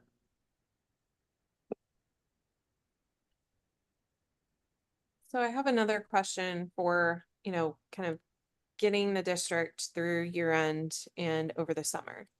My understanding is that there's been a budget freeze in place where there's no spending allowed right now, correct? So with that spending freeze, do our custodian staff, for instance, do they have all the supplies and equipment that they need over the summer to do all that work that they need to do to get us ready for next year? And is this a barrier for them to actually do those deep cleans and do the stuff that they have to do in the summer? So by budget freeze, if it's not a necessary item, then we're asking them to wait. Cleaning supplies would be a necessity, so we have accounted for some additional expenditures and encumbrances for that for the remainder of the year. So those won't be barriers. There are certain things that we're obligated to do, and we are still going to have to do those things. So we've tried to account for those in our encumbrances for the remainder of this year to guess where we will end up or estimate where we will end up at on June 30th. So we have taken that into account, and that will not be a barrier. If they need something to clean a building, if we need toilet paper, then those items will still be provided for the students and the staff.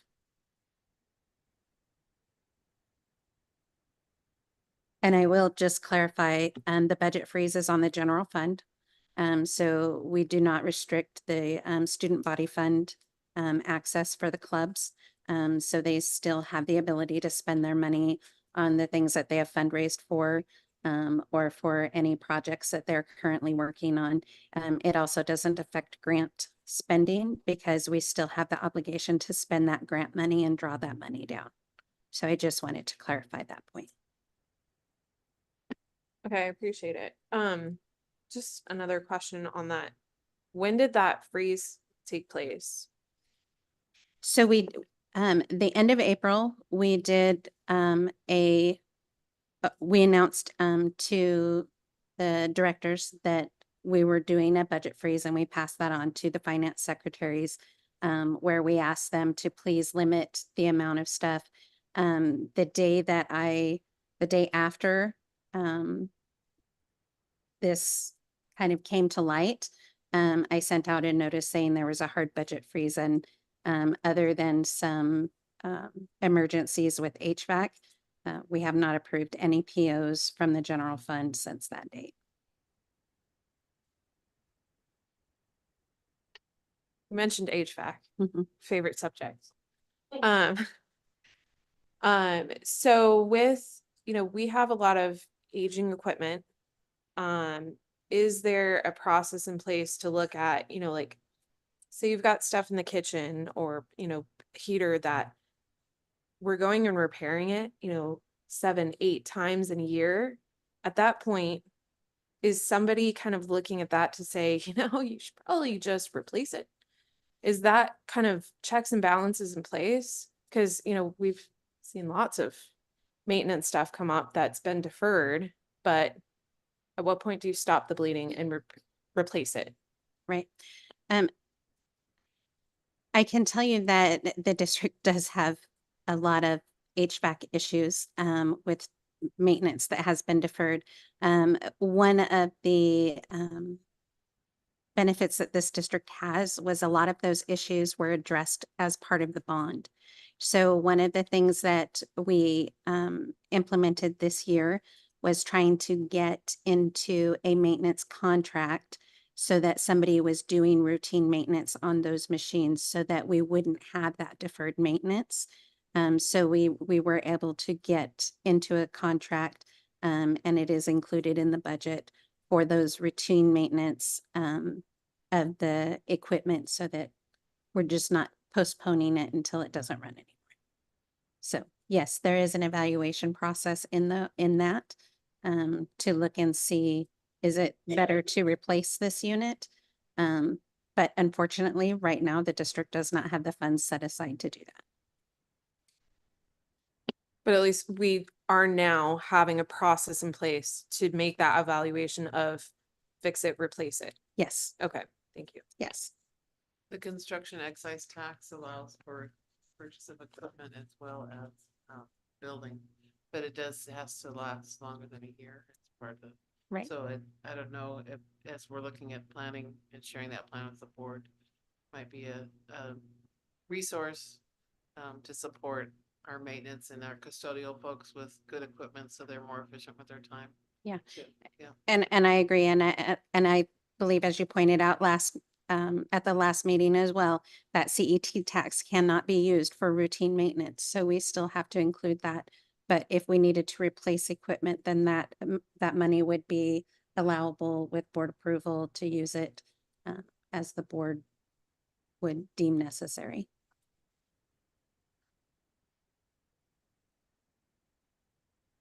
I have some additional questions, but Budget Committee McNeil, I just want to make sure, did you get your answers you're looking for originally?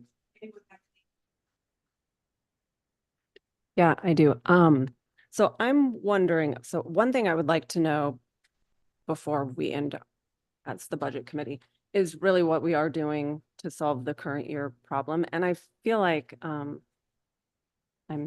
seeing here a suggestion of that in the handout, if I'm not correct. Jackie, is that right?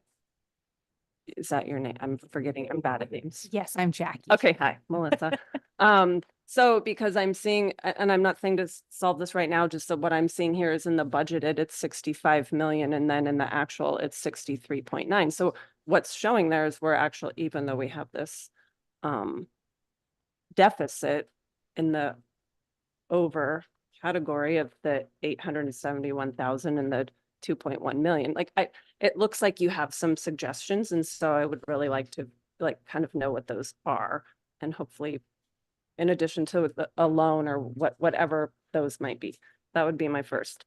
And then in order to understand where we are for next year's budget, maybe I'm missing it, but how there's like a roll up of expenditures on this sheet, if we could have something like that for our budget in order for us to, in the current, well, for next year, so we can see where those cost items are. I mean, I know a big one is instruction, but it's still like hard to wrap your mind around this much budget and figure out, oh, where should I cut? You know, like 10, is it really 10 million that we're looking at? You know, like something like this, I think would be helpful for next year's budget, looking at that. And then Dr. Phillips, I would like some suggestions from you. I mean, like, we're members of the community, but I think that we could expect that from you. Some option A, B, C, some sort of combination of like, it's staffing cuts here, it's other cuts there. Like that was our experience before when we had lower enrollment than expected. So. Yes, we're working on that list, and one of the reasons I met with union leadership today was to refine that list a little more and get some of their input. So that we're working on that list for sure. So I just wanted to share that what I've heard from everyone makes a lot of sense. We have to have a cadence of meetings to get us to the approval so that the board can continue to do the work that gets us to the finish line. But I wanted to echo what James had said earlier, a short summary of how we got here with some assurances of checks and balances for oversight that this is a trusting community. This is a trusting district. And this isn't a blame game. It's we didn't have oversight in place in some areas. Maybe it was from prior administrations, but having that oversight in place for the checks and balances. One of the examples that was discussed tonight was the position control system.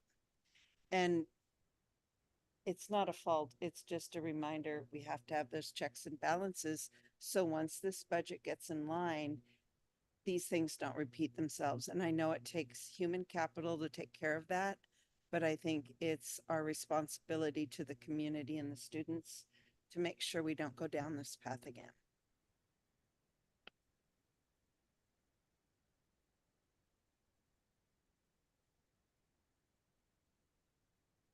So for me to approve a budget, I would want to know what we're balancing to. I still am not clear on what is the capacity that we have in order, in resources or revenues coming in and how much we can spend. So just understanding, even if we don't have it all identified yet, but what is the dollar amount that we need to balance to? That's kind of missing for me right now in 24, 25. So I need to know what that is. So we know that's the amount that we're approving, and then allowing, the district and the board to continue doing that work through the summer, in order before staff returns, and hopefully sooner rather than later, so that people can make plans based on what the reductions need to be.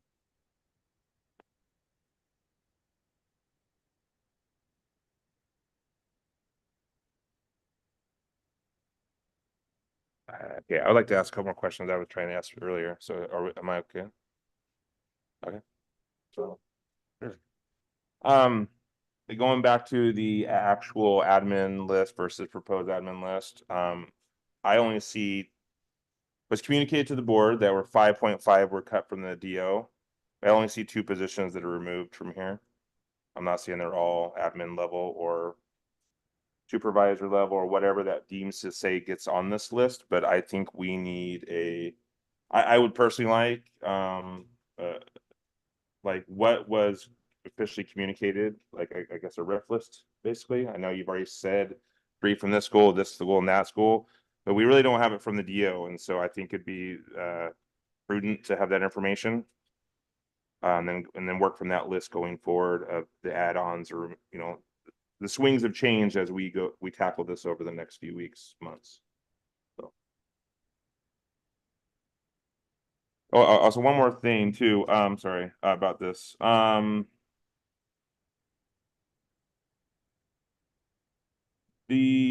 believe also, I know this is before this administration, maybe even before the old board was here.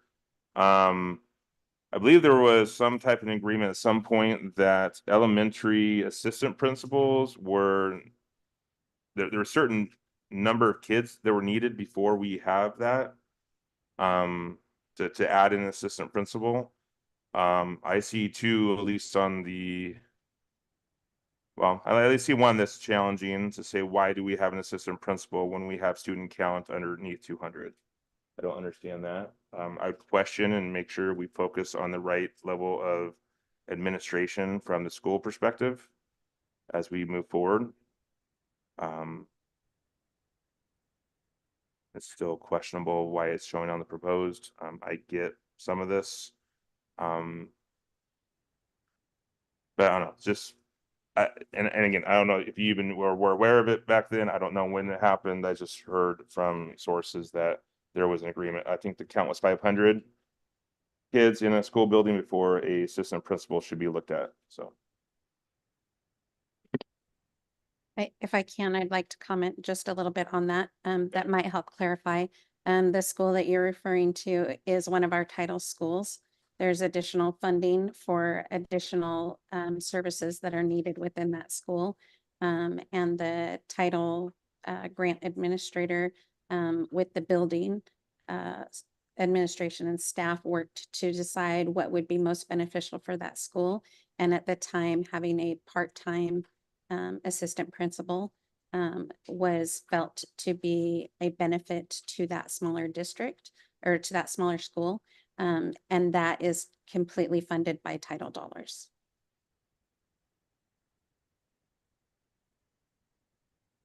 I guess that's why it's tagged federal grant then next to it, Yes. but it wasn't this year.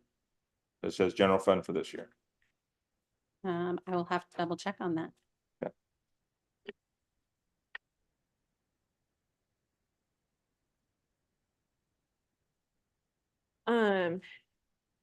Kind of talking a little bit about, student counts and stuff. Dr. Phillips, you had talked about at the last meeting that you're looking at blends for classes next year to try and solve some of the, classroom counts and such.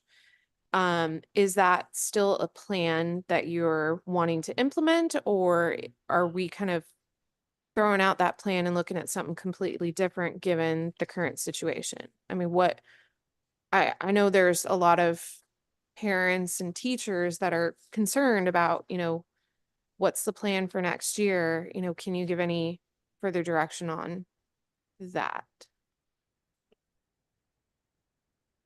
There will be blends next year in our elementaries. As of right now, I believe we've got blends planned in every building but one. Every elementary but one. From what I'm told, blends have been fairly common in this district. We had blends this year. There were blends the year before this. I have board members that told me that when their kids were in school, they were in a blend. So I don't think it's new. But yeah, we plan on blends. Absolutely. Is there a specific grade that you look at? To blend? Yeah. No, it's more of a numbers situation. Kind of as I explained last time, if the numbers make sense to blend, then we'll blend. Okay, so it potentially could be like a 4-5 or 1-2, that kind of. Yeah, they have to be Okay. Adjacent, Mm-hmm. right? Yeah. So for instance, a 1 and a 2 are 30 and 30. I don't want a first or a second grade with 30. But we can't afford a first and a second grade with 15s. So you have 3 teachers teach those 60 and you blend them. That's a simple example of how it would work. So is it a reduction in like the number of teachers in the classroom for those kids, or is it the same number of teachers? No, it very well could be, let's say the number was, this is not a great example, but the number could have been 30 and 30, and there could have been 2 teachers and 2 teachers. And so now we're saying, no, there's going to be 3 total, and you'll blend. So it's a reduction of 1. Gotcha. Okay.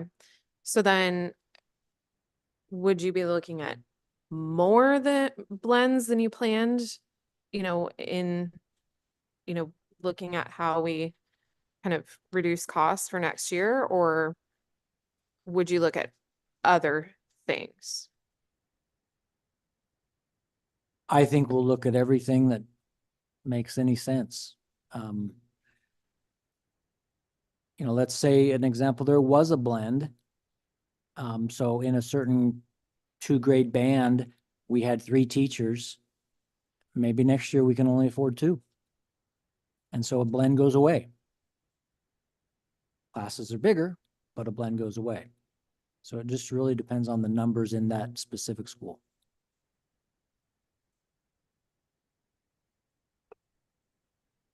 Can I go back to the assistant principal, 0.4 federal grants. I'm assuming that's Title I. And what I know about Title I grants is you can use that as supports. And I'm assuming we're using it as like a behavioral support. But I also know, like, when we look at those Title I grants and we're using it in those capacities, that we have to have data to show that it is impacting student improvement. And I'd like to question how we are collecting that data to make sure that we're showing that when it comes to that time where that grant is audited. And I can't answer that question, but our Title I coordinator would be able to. So that would be a question I would pose to them and get back to you on an answer for.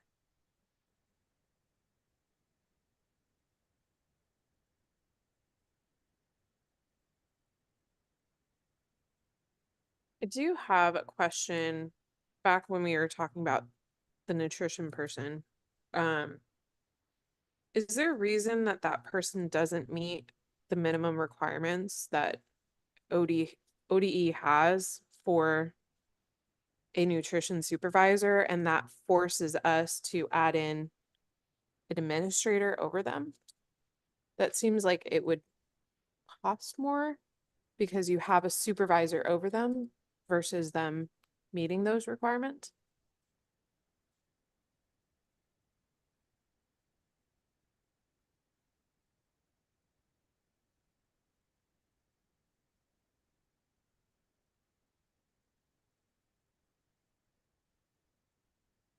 I can tell you from a department perspective that the individuals that we have in place, one of the people that we've promoted into a supervisory type of a position has hands-on experience in the district, roughly 20 years in district, working in kitchens specifically, where that's not an area of expertise that I personally possess.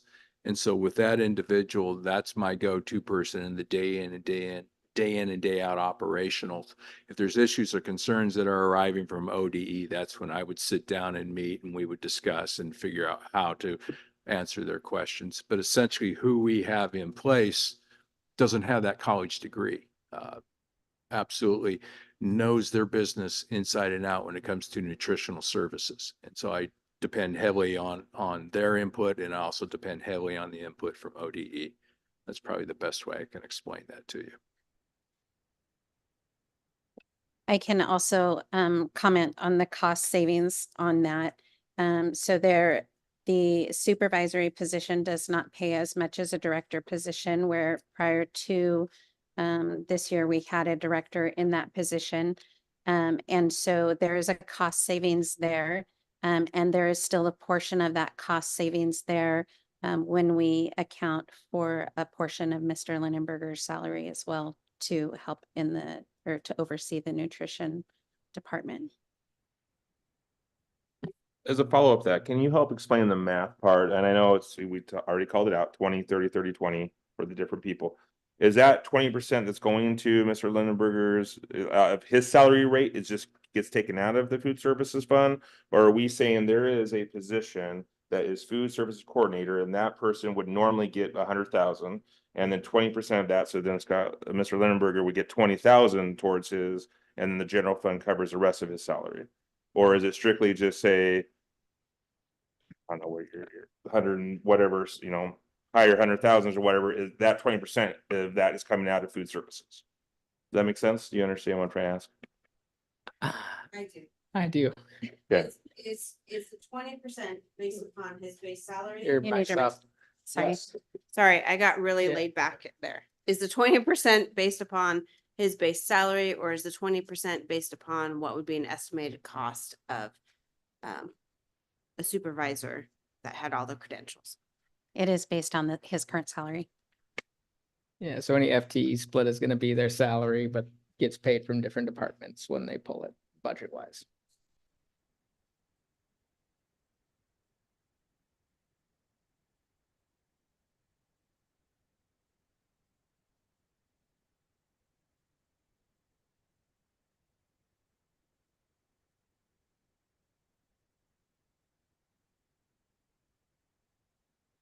we have any more questions? Okay, so, we're at a fork in the road. We either have a motion to go ahead and adopt this budget, which we have had conversations about, or approve this budget, or we go ahead and do we come back? Do we need a motion for the next meeting because it was as an optional, even though it's on the calendar? I don't think that you need a motion for it, and I've already sent notice to the newspaper. Perfect. That's what I was wondering. May- So. Come may I- back. May I clarify the date of the next one? Because in the packet, it says the 27th. That's Memorial Day. I just want to make sure it's on 28th. It is a Perfect. 28th. Should be Love the 28th.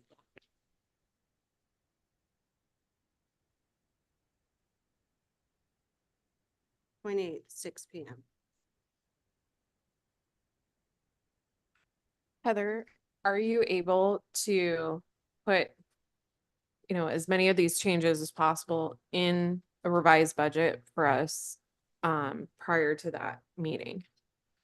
So I- I wonder, rather than getting a whole new budget document, if we could just get the changes that have been made since the last one. And that would save her a whole lot of time. And it also would save us a lot of time of trying to find all the changes. I think it's a more efficient system to just list the changes. See, here's what we brought as a proposed budget. Here's the changes to get us to the approved budget. And then here's the approved budget. And that way it's not taking 2 weeks to produce a whole document. It's what most districts do. So I would just suggest Heather has a lot of work ahead of her, and producing a whole nother document is not necessarily the most what's needed right now. We really need to know what's changed since the last time. I guess, we need to look at the, proposed numbers, so however that gets to us, I'm not that picky. And I am absolutely spacing your name. I'm so sorry. Jackie. Ugh, jeez. I need to write it down. Do you have a suggestion on what, for the presentation of the budget? I think, we're all seeing it, it's a lot of numbers. Do you have a suggestion on how we should be looking at this in a little more easily digestible manner? Like, should we be looking at an exploded view? Should we be looking at more of a condensed version? Like, do you have suggestions on like how we could look at this a little better? So for this year or for future going forward? Okay, so for this year, I think Claire was right on in that producing another document like this takes a lot of time, and there's a lot of other critical work that needs to happen right now. And so I think providing a summary of what changed in those numbers and making sure we have the targeted revenue on there and what reductions are being made is critical for this year. But also, I want to make sure I remind you guys, as the budget committee, you get to approve the budget, but the board can still change it before it's adopted. So I don't want you to feel like that whatever the board does, whether it's the 28th or another day, that if additional information is known after that, before you adopt the budget, another summary can be brought to say, here's some additional changes that we need to make and why, and the board can adopt a different budget than what the budget committee approves. And right now, that might be just something that you want to be aware of, because it could be something that happens based on all the changing things that are happening right now. So just because the budget committee approves it doesn't mean that you're locked in stone on that before June 30th. Most likely the board will have to make some minor changes before it's actually adopted. For next year going forward, for a district this size, I haven't seen a budget this big in a long time. So yes, I would definitely recommend condensing this a little bit. I think the funds are really essential seeing the detail by object, but an object summary versus every single deduction for you. I think that there's some simpler ways to look at it, and we can also summarize some data. One of the things that I'm hearing from you guys, there's lots of questions on FTE, and we can always create some summaries on here's where we are right now, here's what changed and what I've done, because you can always say, people get split between things and you change somebody's funding by 1 hour and it goes up by 0.1. And if I provided every explanation as to why a 0.1 FTE changed on a line, it could take pages and pages to do that. So what we did is in the past provided an explanation of any change over a 0.5 or more FTE. And so there was some side-by-side comparisons that we could compare what was in last year's budget compared to this year's budget. If we know what's actually happened, we can do that. So some of those key things that you guys are asking, I think we can create some summaries, but also reduce the actual number of numbers that you're seeing.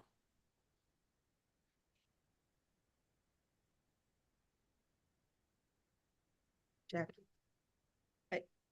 I liked what you said, and I just wanted to say this summary we got in our last meeting was really helpful because it didn't have us wading through all of this. And if some of this could be attached to the summary numbers, that would be fabulous. Yes, I will definitely work on getting that for you. Just ran out of time for this one, so. I'm just curious, is there a way to get it in a, and if not, I just don't know if like there's a CSV form that could be shared as a different way to visually go through it, like for myself. If not, totally understand. Just curious if that's already built in. I think I would have to look at the capabilities of our accounting program to see if that was an option or not. I don't know.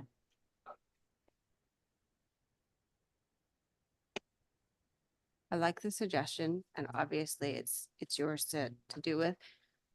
I hesitate if that's gonna add more workload or extra time to you, though. I just want to put that caveat. Yeah, I don't know that that would happen this year. But Okay, maybe okay. going forward, if that's an option and I just don't know if it was like a save as CSV or save as PDF. no. Okay. Nope. That's all I'm doing.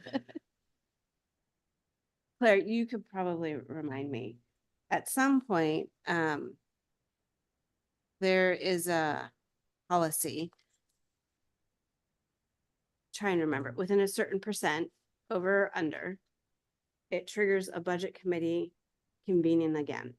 That is like super crude that Actually, the budget committee, once we approve the budget, we're done for the year. Is it? It's over 10%. The board does like an appropriation transfer or a supplemental budget. The budget committee is done after we approve the budget and the tax rates. Thank you for that clarification. Yes.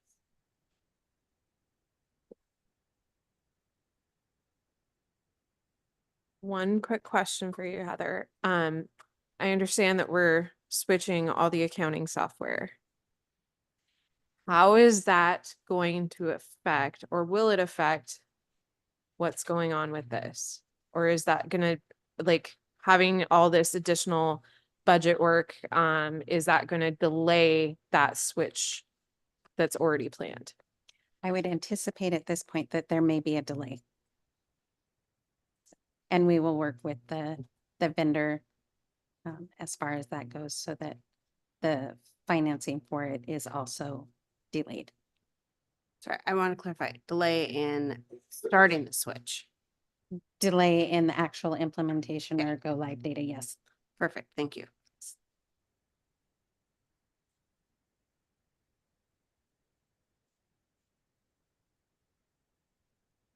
Okay, if there are no more questions, then we need a decision. So you're just asking, are we going to push forward tonight or Yep. Come back next time? Yep, push forward tonight or So come you back want to next time. poll around the room? I mean, is that what you're asking for? Like a Either, thumbs up to come back another time? Is that what you're asking? let's do a choosing to come back, feeling we need to come back on the 28th for another time. Would you go ahead and show me yay? Okay, So it looks pretty well consistent that we're gonna meet again on May 28th, 6 o'clock. For our next meeting. Otherwise, this meeting is, oh, I just want to ask that Heather, that we'd have draft resolutions, or not resolutions, but draft. But we need motions for approving and all that. Yes. I actually had those ready just in case for tonight. Yeah. So, yes, I will make sure that we have those available. she's really good about that. Right, meeting adjourned at 8:50.